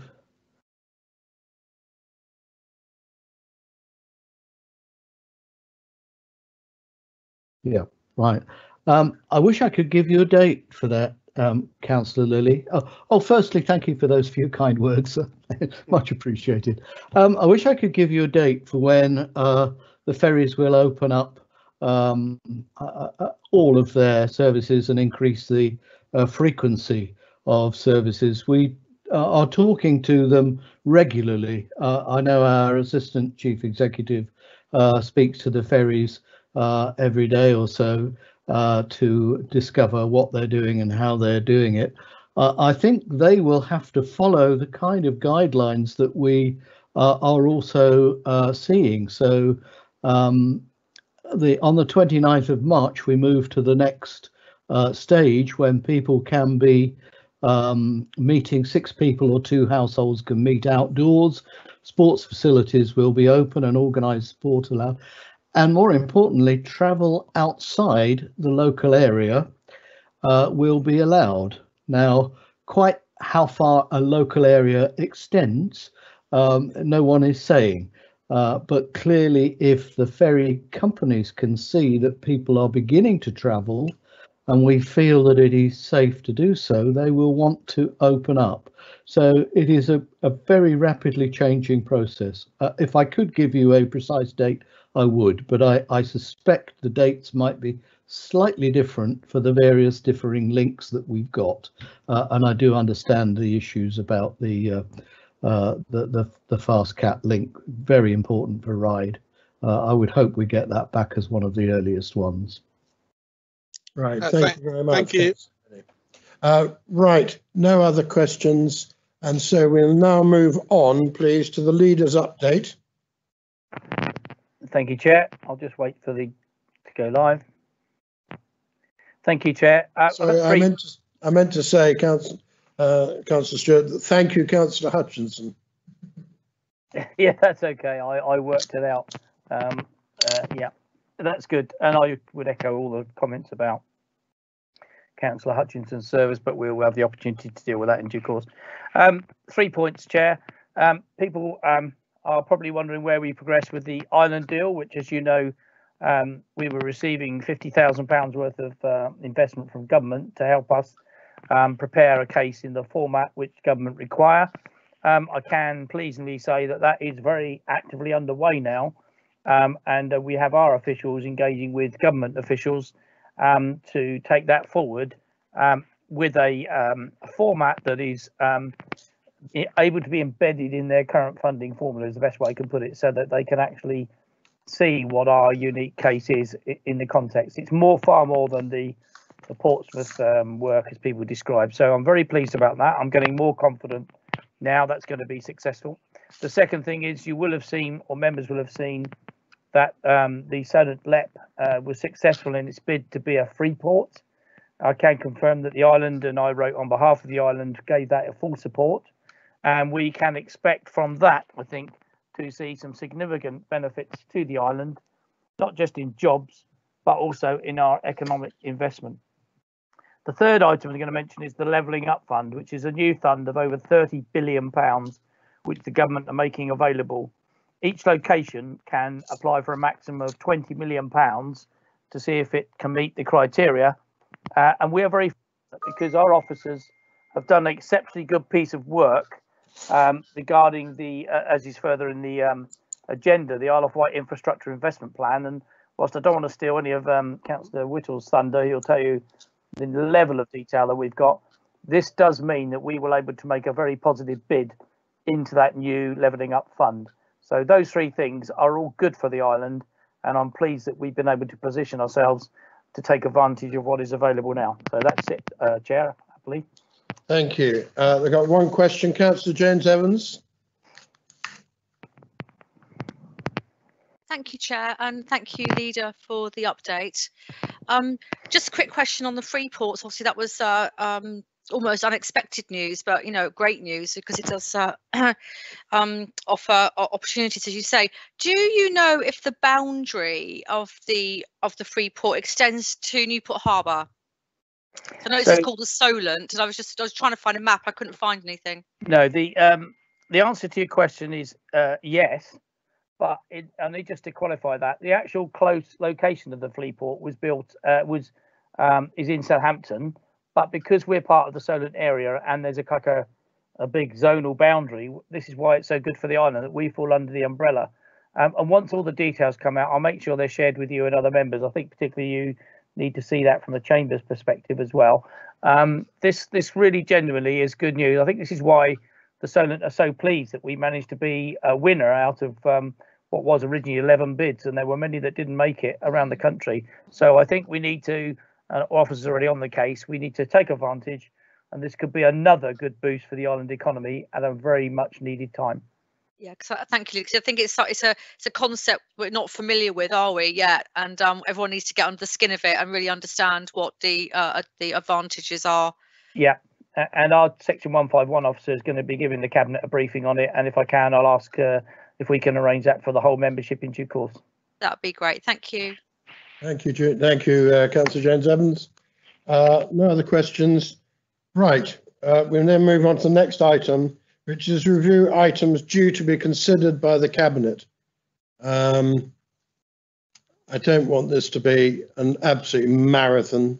It's going to the Cabinet. We're any particular things. I know that, I mean, we all pick stuff out, but right, who's going to,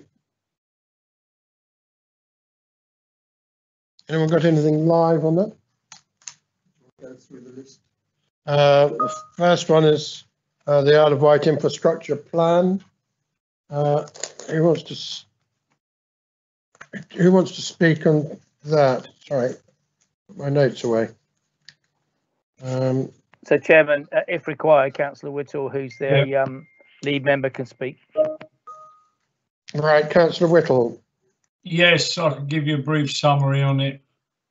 So it's the Island Investment Plan, I think you're referring to. Yes. Is that right? I don't know. Yes, yes, I am live. Okay, so the Environment Investment Plan, the report summarises progress with the Inspiration Island Regeneration Strategy since it was adopted in 2019, and sets out the infrastructure funding needed to make further progress. So we've always had these projects, we've added a few more projects, but now we're costing it. The island has become increasingly attractive as a place to live, work and visit as a result of the pandemic, and a range of housing, business space and infrastructure projects totaling over 100 million are set out in the plan and will help us capitalise on this interest in the coming years.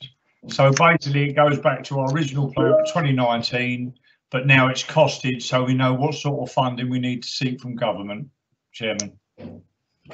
Right. Any questions? Have I got any? Councillor Jones-Evans. Yeah.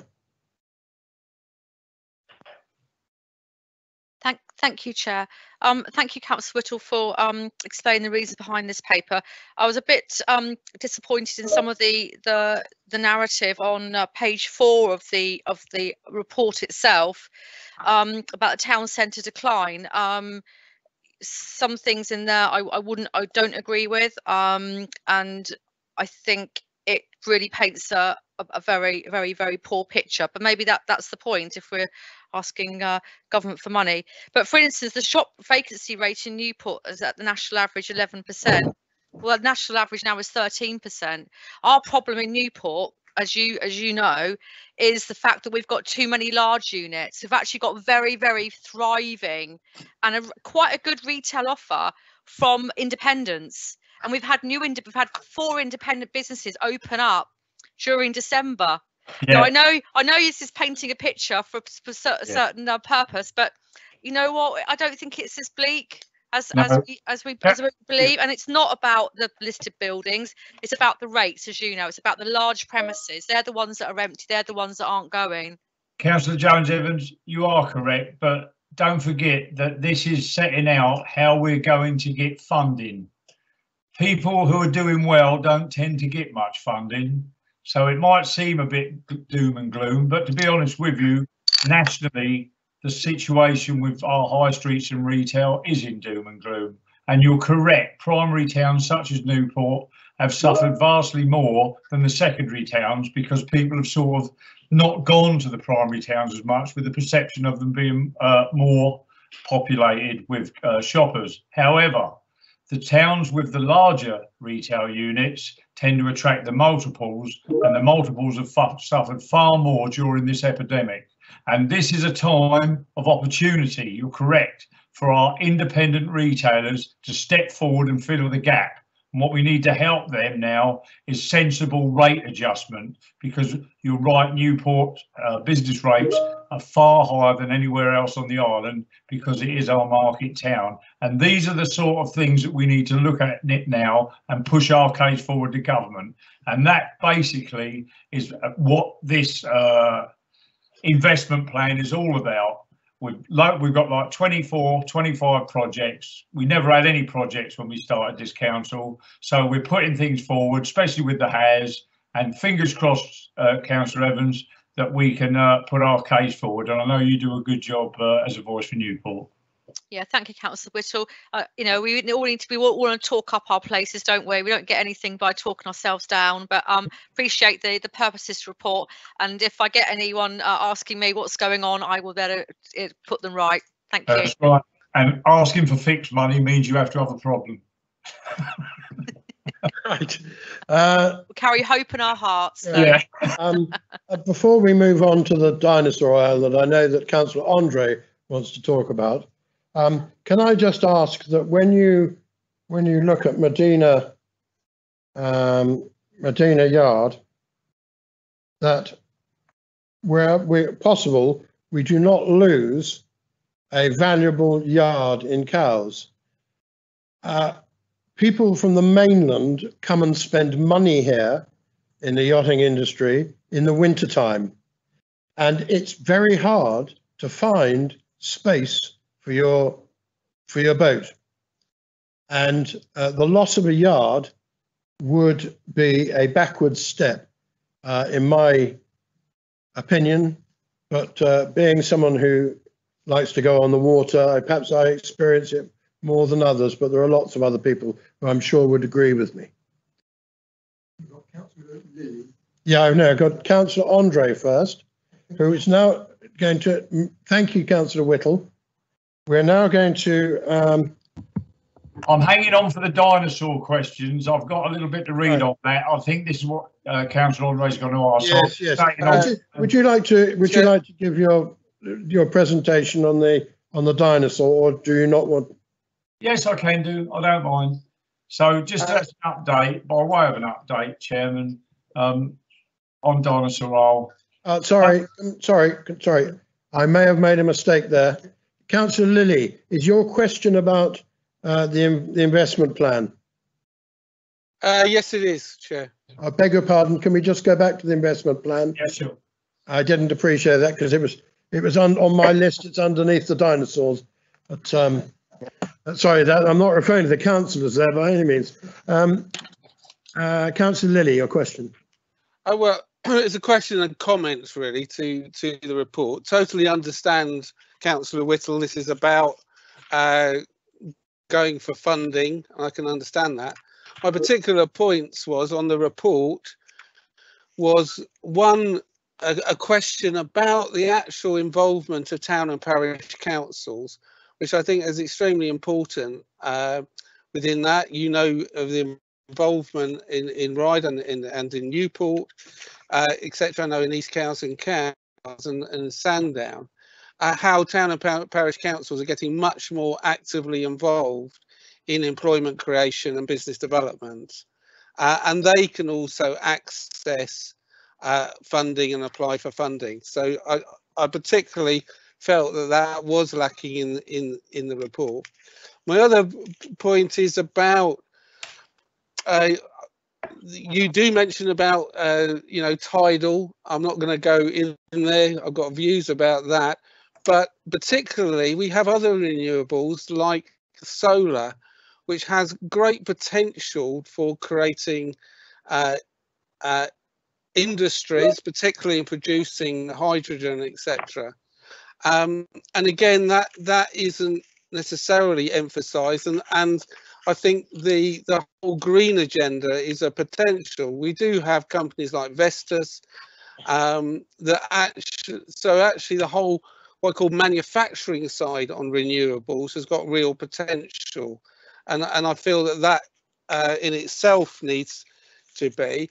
And the other is about food production and artisan food production. I mean, things like Bridlesford Farm, we have great potential on the island to create that.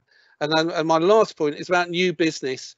We should have a really strong program of, especially coming out of COVID, of innovative business and centres for people to set up businesses. That's very much part of a economy, is using your talent in your community to be innovative. And we have a very good example of that in Rapa Nui.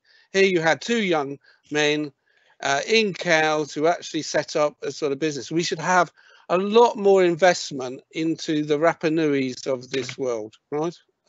That's my comments that I felt it should be fed into the report. Yes, taking your comments, Councillor Italy, I do agree. And you know, we have other towns on the island and we mustn't forget them. The only reason it's slanted towards Ryde and Newport now is, as you know, out of the whole of the south of England, Ryde was the best bid and Newport was the third best bid. And we won those bids, and that's why they're pushed to the forefront at the moment. Not forgetting towns like Totland are doing an awful lot now with their local council to look after their town. When you talk about hydrogen, I think you'll find that PTEC will look after that, because that's what they want to do with the energy during the night time. They're talking about making hydrogen with that. And when you're talking about money for our rural businesses, we have got the Rural Fund, which administers LEP funding directly considered by islanders for island rural businesses on this island.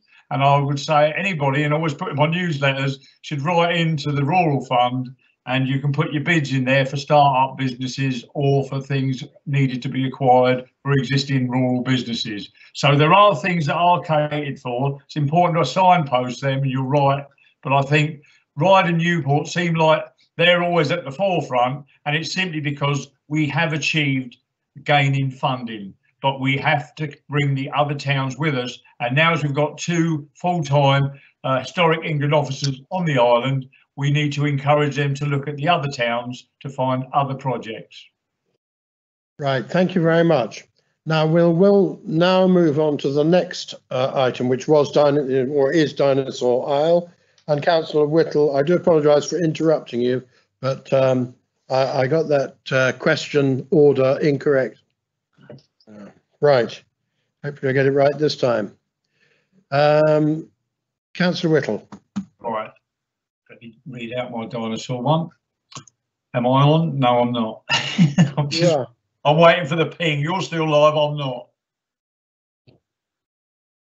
Yes, here we go. So focus has been on delivering a major regeneration opportunity in the Bay. We have to remember where we started there. Trying to achieve the best possible outcome in terms of an existing and significant inward investment, alongside maintaining the world-leading paleontology that Dinosaur Isle is renowned for. The dialogue process has been helpful in identifying limitations in the scope of the procurement process, which could inhibit the most viable commercial proposal to come forward, which would also better secure and sustain the museum collection and museum accreditation in the long term. We mustn't forget, all this was about keeping that Dinosaur Isle there and looking after the accreditation, and that's where we started. A review of the scope of the opportunity will ensure that the integrity of the process is not put at risk of challenge, whilst providing the best chance of securing a major new attraction for the island. And that's what the paper's about. We've gone through this long, I know it's been a long time, but we've had the COVID, and basically here and with the partners who we're talking to, and we're now at a stage where we've got some bids that are very enthusiastic, and we need to make sure that everything is moving in the right direction and everything is catered for, because we have to be, this is a long bid process and we mustn't have any hiccups. We don't want to come all this way and get anything wrong. So this paper really is just a minor adjustment so we can carry on going towards getting ourselves a lovely attraction within the Bay, which has always been our priorities. If you remember, Chairman, within the first few months of this administration, we made adjustments to permissions from the council and Sandown Bay, and we actually put Sandown Gardens as a great attraction that it is today. So thank you. Right. Councillor Andre, your dinosaur dealings. Thank you, Chairman.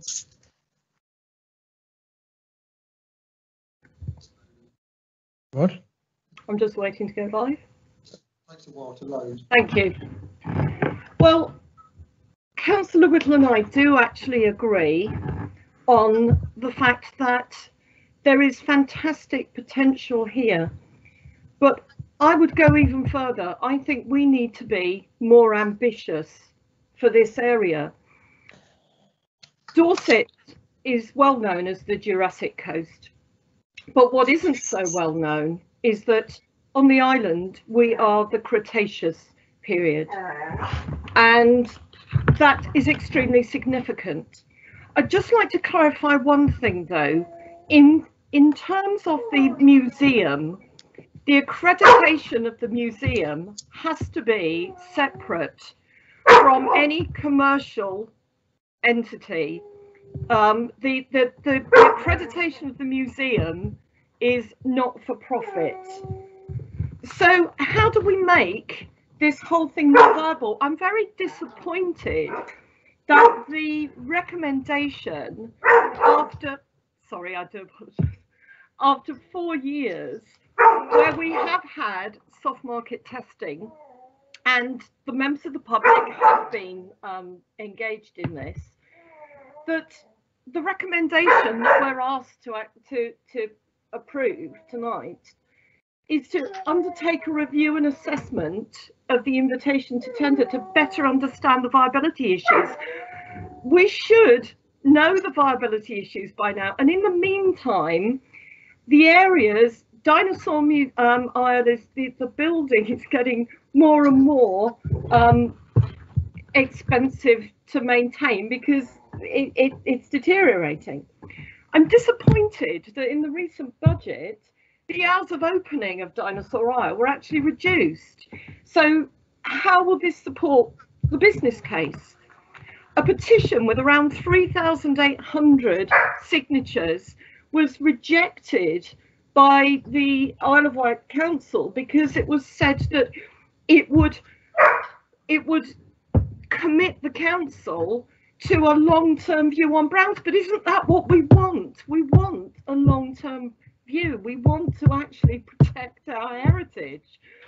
I'd also like to know what discussions, if any, have taken place with the Friends of Dinosaur Isle, who have done their own extensive research into commercial possibilities that could actually sit alongside the excellent work that is going on within the museum. I would ask that part of this review considers the bigger picture, recognising both our heritage and our environment, and I firmly believe that these two things can actually come together, including Browns with the proper protections, could actually make Dinosaur Isle more commercially attractive. And I also think now that we have started to get the process of compulsory purchase orders through, that we should reclaim the 2/3 of the canoe lake that we sold off, which we could add to the offer.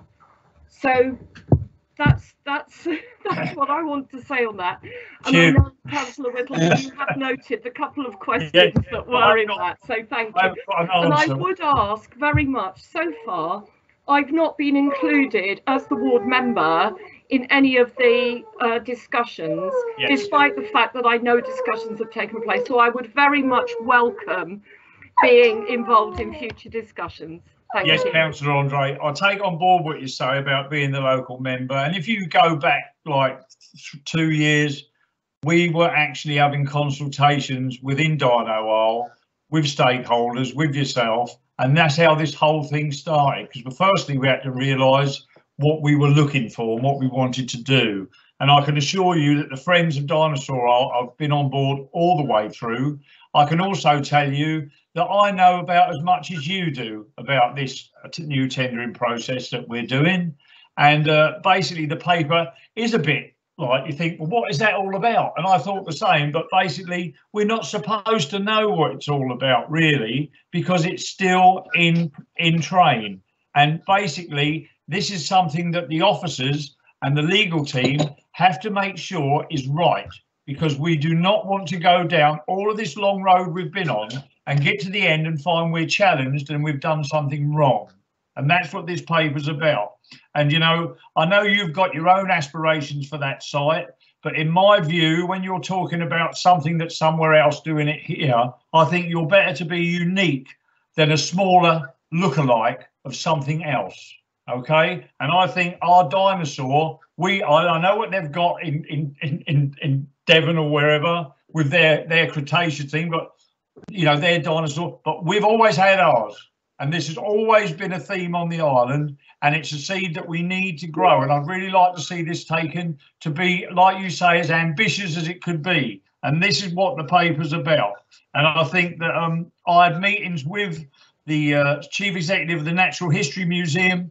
And when you was having your question about how can we look after the accredited part of the offer, which is supposed to be a charity, you're right. The Natural History Museum is a charity, but they have commercial assets that they lease out within that project that bring in the money that they need to fund that charity. And that's something that wasn't provided for in Dino, I'm afraid to say. There is no cafe in there to bring in any revenue at all. And we've got just the little gift shop as you exit through. And obviously Dinosaur Isle does well on a bad day. When everybody's on the beach, it has a bad day, but when it's a rainy day, it gets busy there. But at the moment, it's an indoor attraction, and that's why the hours have been reduced, because we just can't get the people in and out of places like that at the moment with the COVID regulations.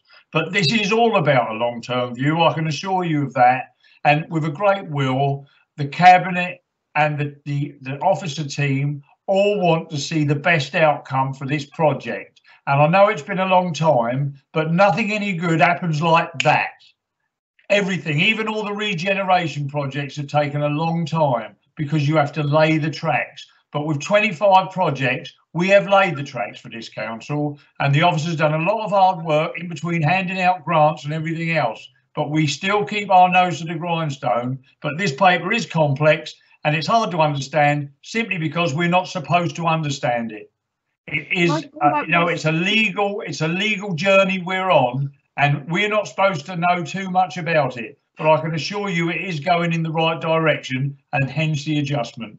Right. Can I have Okay. a commentary, please, Chairman? Hold on. How long are we going to spend on this one? Just very quickly, just to say. Otherwise, we won't get through the agenda. That as part of this review, I would like the scope to be widened out to include other elements of the area, because I think if we are just looking at Dinosaur Isle, we're missing a very big trick here. Thank you. I take your point, and we are prepared to be as bold as the bidder wants to be, and that's what this paper is doing. Okay. Does Councillor Tyndall want to say anything on this at all?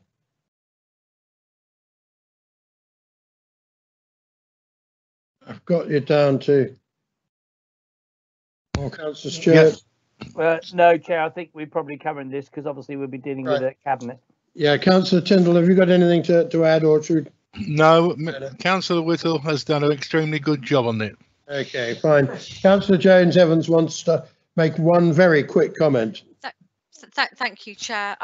Yeah, I think listening to the debate and looking at the paper, and it is quite complex. I think this is it's a great example of where, you know, members need to be 2 steps away from what's actually going on sometimes, because there's complex issues, especially with procurement, and that's where we need that professional advice. So it's been a really useful debate, and I look forward to the right decision coming forward for the community of Sandown here. Thank you. Thank you very much indeed. And obviously Councillor Andre's assistant was on the same theme, thinking about bones. Right. We'll move on, please, to the proposal for joint working with the Ministry of Justice to secure investment in improvements and in maintenance of land at Parkhurst Estate, Newport. I don't know who wants to deal with this. Is it Councillor Whittle? Do you want to? or I'll deal with it, Chair. I Right, think yes. because, as you're probably aware, this is subject of cabinet consideration, but in a confidential format. I've made sure the ward member has the opportunity to engage with cabinet, which he's asked to do, so that'll probably save him speaking tonight. I don't think we are in a position to put public comment on this at the moment. Suffice it to say, we are working with the Ministry of Justice to see if we can find a suitable way forward, but it's probably appropriate not to discuss it this evening unless you need to. I'm not sure you can add to the position. Councillor Andrew Garrett wanted to speak. I And can respond to Andrew Garrett, Councillor Garrett, if he wants to, because I have got words on it. Do you want to go first then, Councillor Whittle? Probably need to hear what Councillor Garrett's got to say. All right, let's have Councillor Garrett then. Okay. You have 3 minutes. Thank you, Chair. That's kind of you. Obviously, I'm not privy to the confidential papers, but as you'll be aware, as my predecessor, this has been an issue for nearly 40 years. Since the then Home Office sold off the estates to people there. Obviously, if the committee does want to probe a few issues, it would be helpful if they looked at things like when will the map of roads actually become public. Obviously, you can't carry out works completely secretly, so at some point we need to know when that map will come into the public domain. And I'd really stress the importance, and I'm sure this is in the plans, to develop a schedule of works that residents are really closely involved with setting the priorities and the timetable thereof. One thing I'd stress is to recognise that there are indeed 3 estates within the overall estates, each with their own character, each with their own complexities of ownerships between residents and the Ministry of Justice, Camp Hill, Albany and Parkhurst, and residents that I've been in touch with many residents so far, and they're very keen to understand how it will impact on what it says in their deeds in many cases. Notwithstanding that some of those roads are going to remain obviously in private ownership, I do feel there's a moral obligation on the Ministry of Justice to have ensured that improvements are made throughout the estates, even if in the end it remains in third-party ownership. And particularly, I would stress, and I'm pretty much every resident I've spoken to in the last 2 days would stress this, the issue of street lighting. There are something like 40 or 50 street lights there that I mapped out that currently don't work. We made some progress with about 20 last year, which are now working, and that's well received. The other things, I think there is an opportunity here to explore some ways in which the council's powers can be extended over the area to help with issues such as abandoned cars with fly tipping, which have been a particular issue on the estates for some time. And if the council is taking over some liability, I think there's some opportunities there. And may I finish, Chair, by saying the committee may want to explore issues which the estates do suffer from because they are unadopted roads. They are highways, but they are private roads for other reasons. Continuing issues such as traffic speeding and the volume of traffic through Camp Hill, generated, of course, as a byproduct of the St Mary's Junction improvements, and the very, very long-running issue of school-run parking and the impact it has on certainly the Albany estate. So if committee does want to probe a couple of things, I think it particularly around how residents will be engaged and involved should the Cabinet accept this recommendation. I really do hope the Cabinet will push forward. This is a once in a generation opportunity to address these issues, and also to press on when it will be made public which roads and what is planned for each road, so that residents can start making comments with some proper information. Thank you, Chair, for indulging me. I didn't. I listened to you. Right. Do you want to reply to? I can respond. I can read out my thing. I understand what Councillor Garrett is saying as ward councillor, you know, if it was my ward, it'd be exactly the same. So as part of the ongoing discussions with the MOJ on the future of the disused Camp Hill prison, the council has been requested to acquire residential roads and green spaces and bring them up to an acceptable standard. There has been a lack of investment in this area and residents have been concerned to see urgent repairs undertaken. As the Highways Authority, the MOJ considers the council is best placed to undertake improvements, and the works will also help de-risk potential future development of the prison site should it be confirmed as no longer required as the prison by the MOJ. There are a range of complex issues regarding different ownerships, which Councillor Garrett alluded to, and maintenance responsibilities, and the funding provided along with the land transfer will be carefully managed to ensure sufficient funds are retained to maintain the areas until a longer term management arrangement linked to the wider development of the site can be confirmed. And I'm positive about this, but this is something we need to go into with our eyes open. And it's something that it won't affect everybody there. There are people who will do well out of it, and there are people who own their own roads. So it's a complex issue. We're looking into it. We haven't got long, but I'm positive about it, and I'm encouraged, and I agree that it's something, you know, it's a matter we should take up. Right. Okay. Councillor James, are you yet? Is that an old question? I think that's probably an old question, isn't it? No, it's me. It is me, please, if I may. Parkhurst, yes. Yes. Yes, thank you.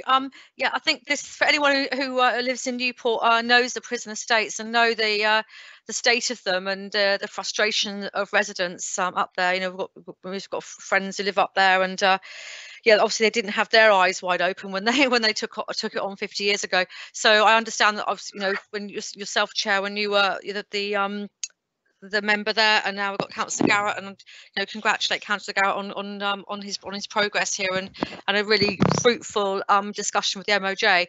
So, but yeah, as what I was going to say was actually what Councillor Whittle just said. We must go in with our eyes wide open on this and speak to the residents, because they know the minutiae, all the details, all the pitfalls that we could be going in for. And I know that we don't have. No, I'm sorry, Councillor James Evans. I've got to stop you here. Why? We can't have a speech on every single question. It's not a speech. I don't mean to be rude. I don't. No, it's not a speech. We have got to get through this agenda. I'm the only person from the committee. I'm the only person from the committee who's actually spoken on it.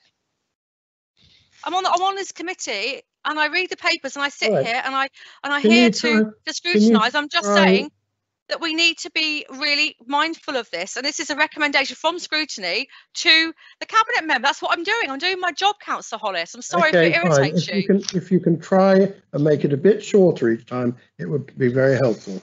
Thank you. No, I will speak how I need to and say what I need to say on the path of residency Isle of Wight. Thank you. Thank you, Councillor Jones Evans. All your points are taken, and I value your contribution. Thank you. Right. Thank you, Councillor Whittle. So do I, Councillor Jones Evans. Right. Thank you, Chair. Much appreciated. Can we move on, please, to the disposal? Oh, sorry. Does Councillor Tyndall want to say anything about this? No. That's all that has been said that can be said. All right. Lovely. Thank you very much. Move on to the disposal of Sandown Civic Centre / Barracks to the NHS. Yeah, these are now Brian's ones. Councillor Tyndall. Councillor Tyndall. I'm waiting for the red to come up. Am I live on here? Yeah. Yes, I am. Right. Just bear with me a moment. Right.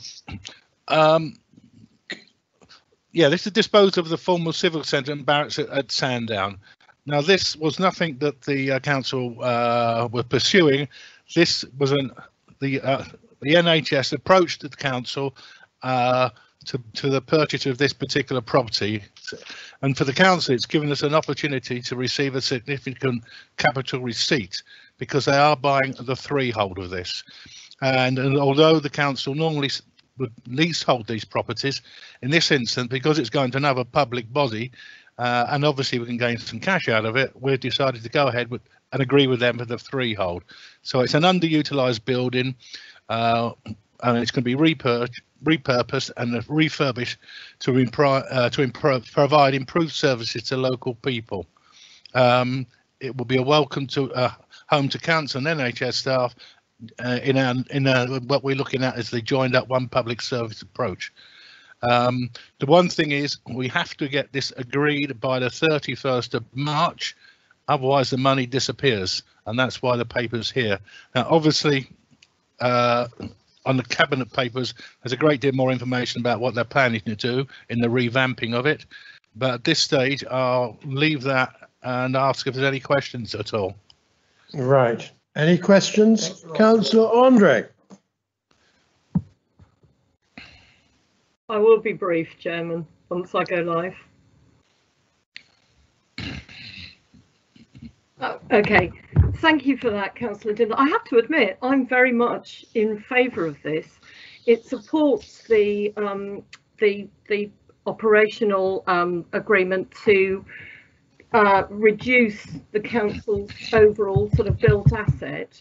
I'd just like to say, though, it's just as well that we didn't spend the 820,000 that was in the budget to refurbish the building that was in the budget last year that we actually spoke out against. And I think this is, I know that it wasn't expected that this offer would come forward, but I think we do need to be mindful, much more mindful, when we actually refurbish buildings that actually could be put to a better use or disposed of. But I am very much in favour of the NHS buying this building, and it will be a very good provision, not only for Sandown, but for the whole of the South locality hub.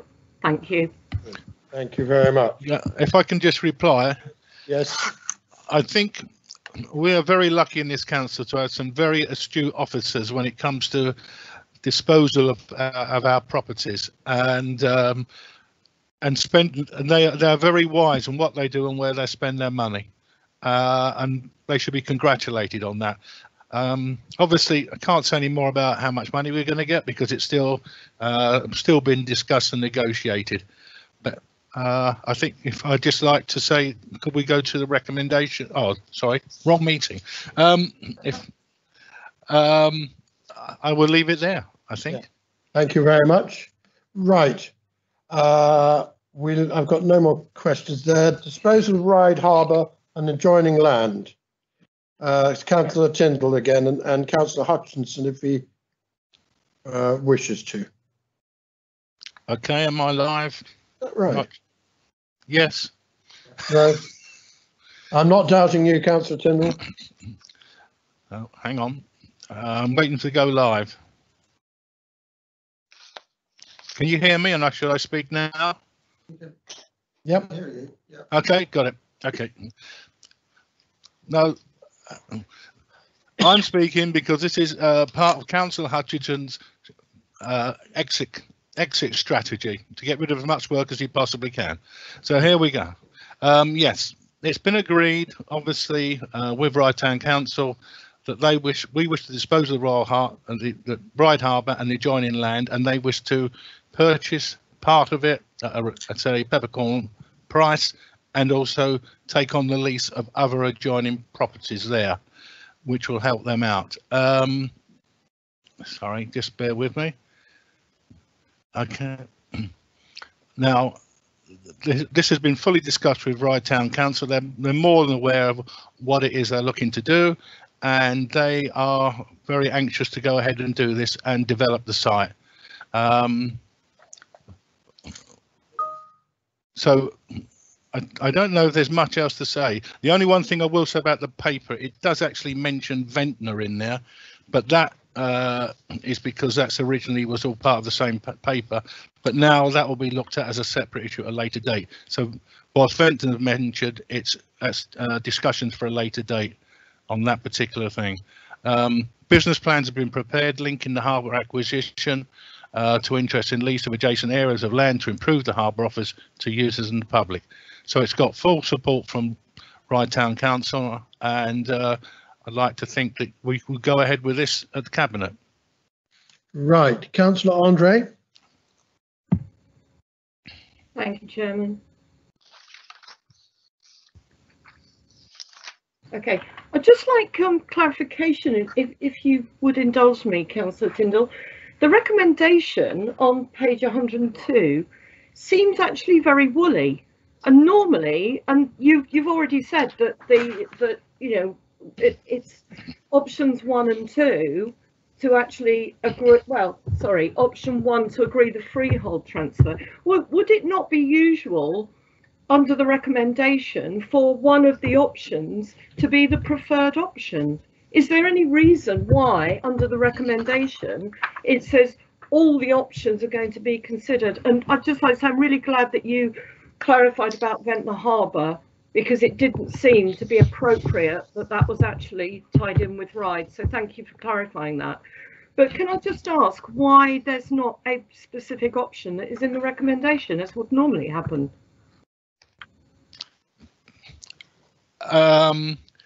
Because what is my answer to that? I think the answer is quite simply the officers have supplied a number of options, and from those options we would go to the recommendation.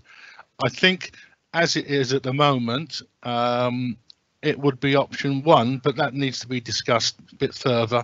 But no, I can't explain exactly why the officers haven't put that recommendation in there. Right, Councillor Hutchinson. I'm sorry.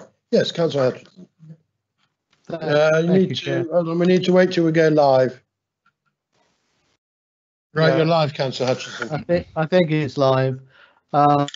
Councillor Andre's picked up on a significant point. I think what we will probably have to do, Councillor Andre, is to adjust the form of words of the recommendation we agree at Cabinet, so that it's absolutely crystal clear what we are transferring and on what grounds we are transferring it and what the legal obligations will be. But it is obviously our firm intention for Ryde Town Council to be preferred bidder, which keeps the harbour in public ownership.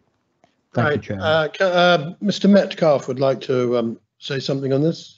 Yes, thank you, Chairman. If I may, just to clarify the point raised by Councillor Andre, my understanding from officers is they were working right up to the deadline in terms of trying to get the paper prepared. There were some conversations that happened after the publication of the paper, but the intention would be that a very clear recommendation is made to Cabinet, and that will come forward as Councillor Tyndall has outlined. Clearly, with this being the last Cabinet before the election, we need to make sure that we're able to close off some of those pieces of work that have been going on for some time and make them deliverable. And I think just by dint of timing, we weren't able to get a firm recommendation into the paper. But as you've heard from Councillor Tyndall, that's the intention that we'll have ready for Thursday at Cabinet, as outlined by Councillor Tyndall. I hope that helps, Councillor.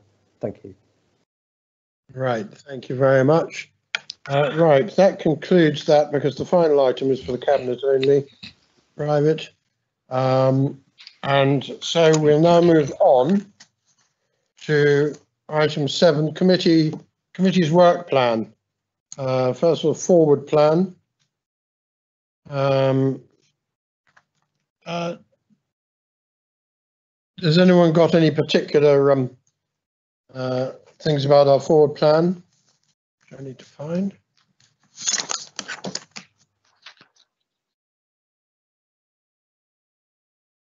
No. I mean, we're getting to the close to the election.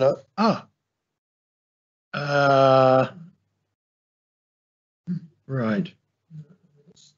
I don't reckon the Seabug guest. One of our thoughts that we keep trying to get in. Oh, it's just someone trying to get them. Right. Okay. Fine. Then we move on to the next item. So, a work plan. The work plan. Have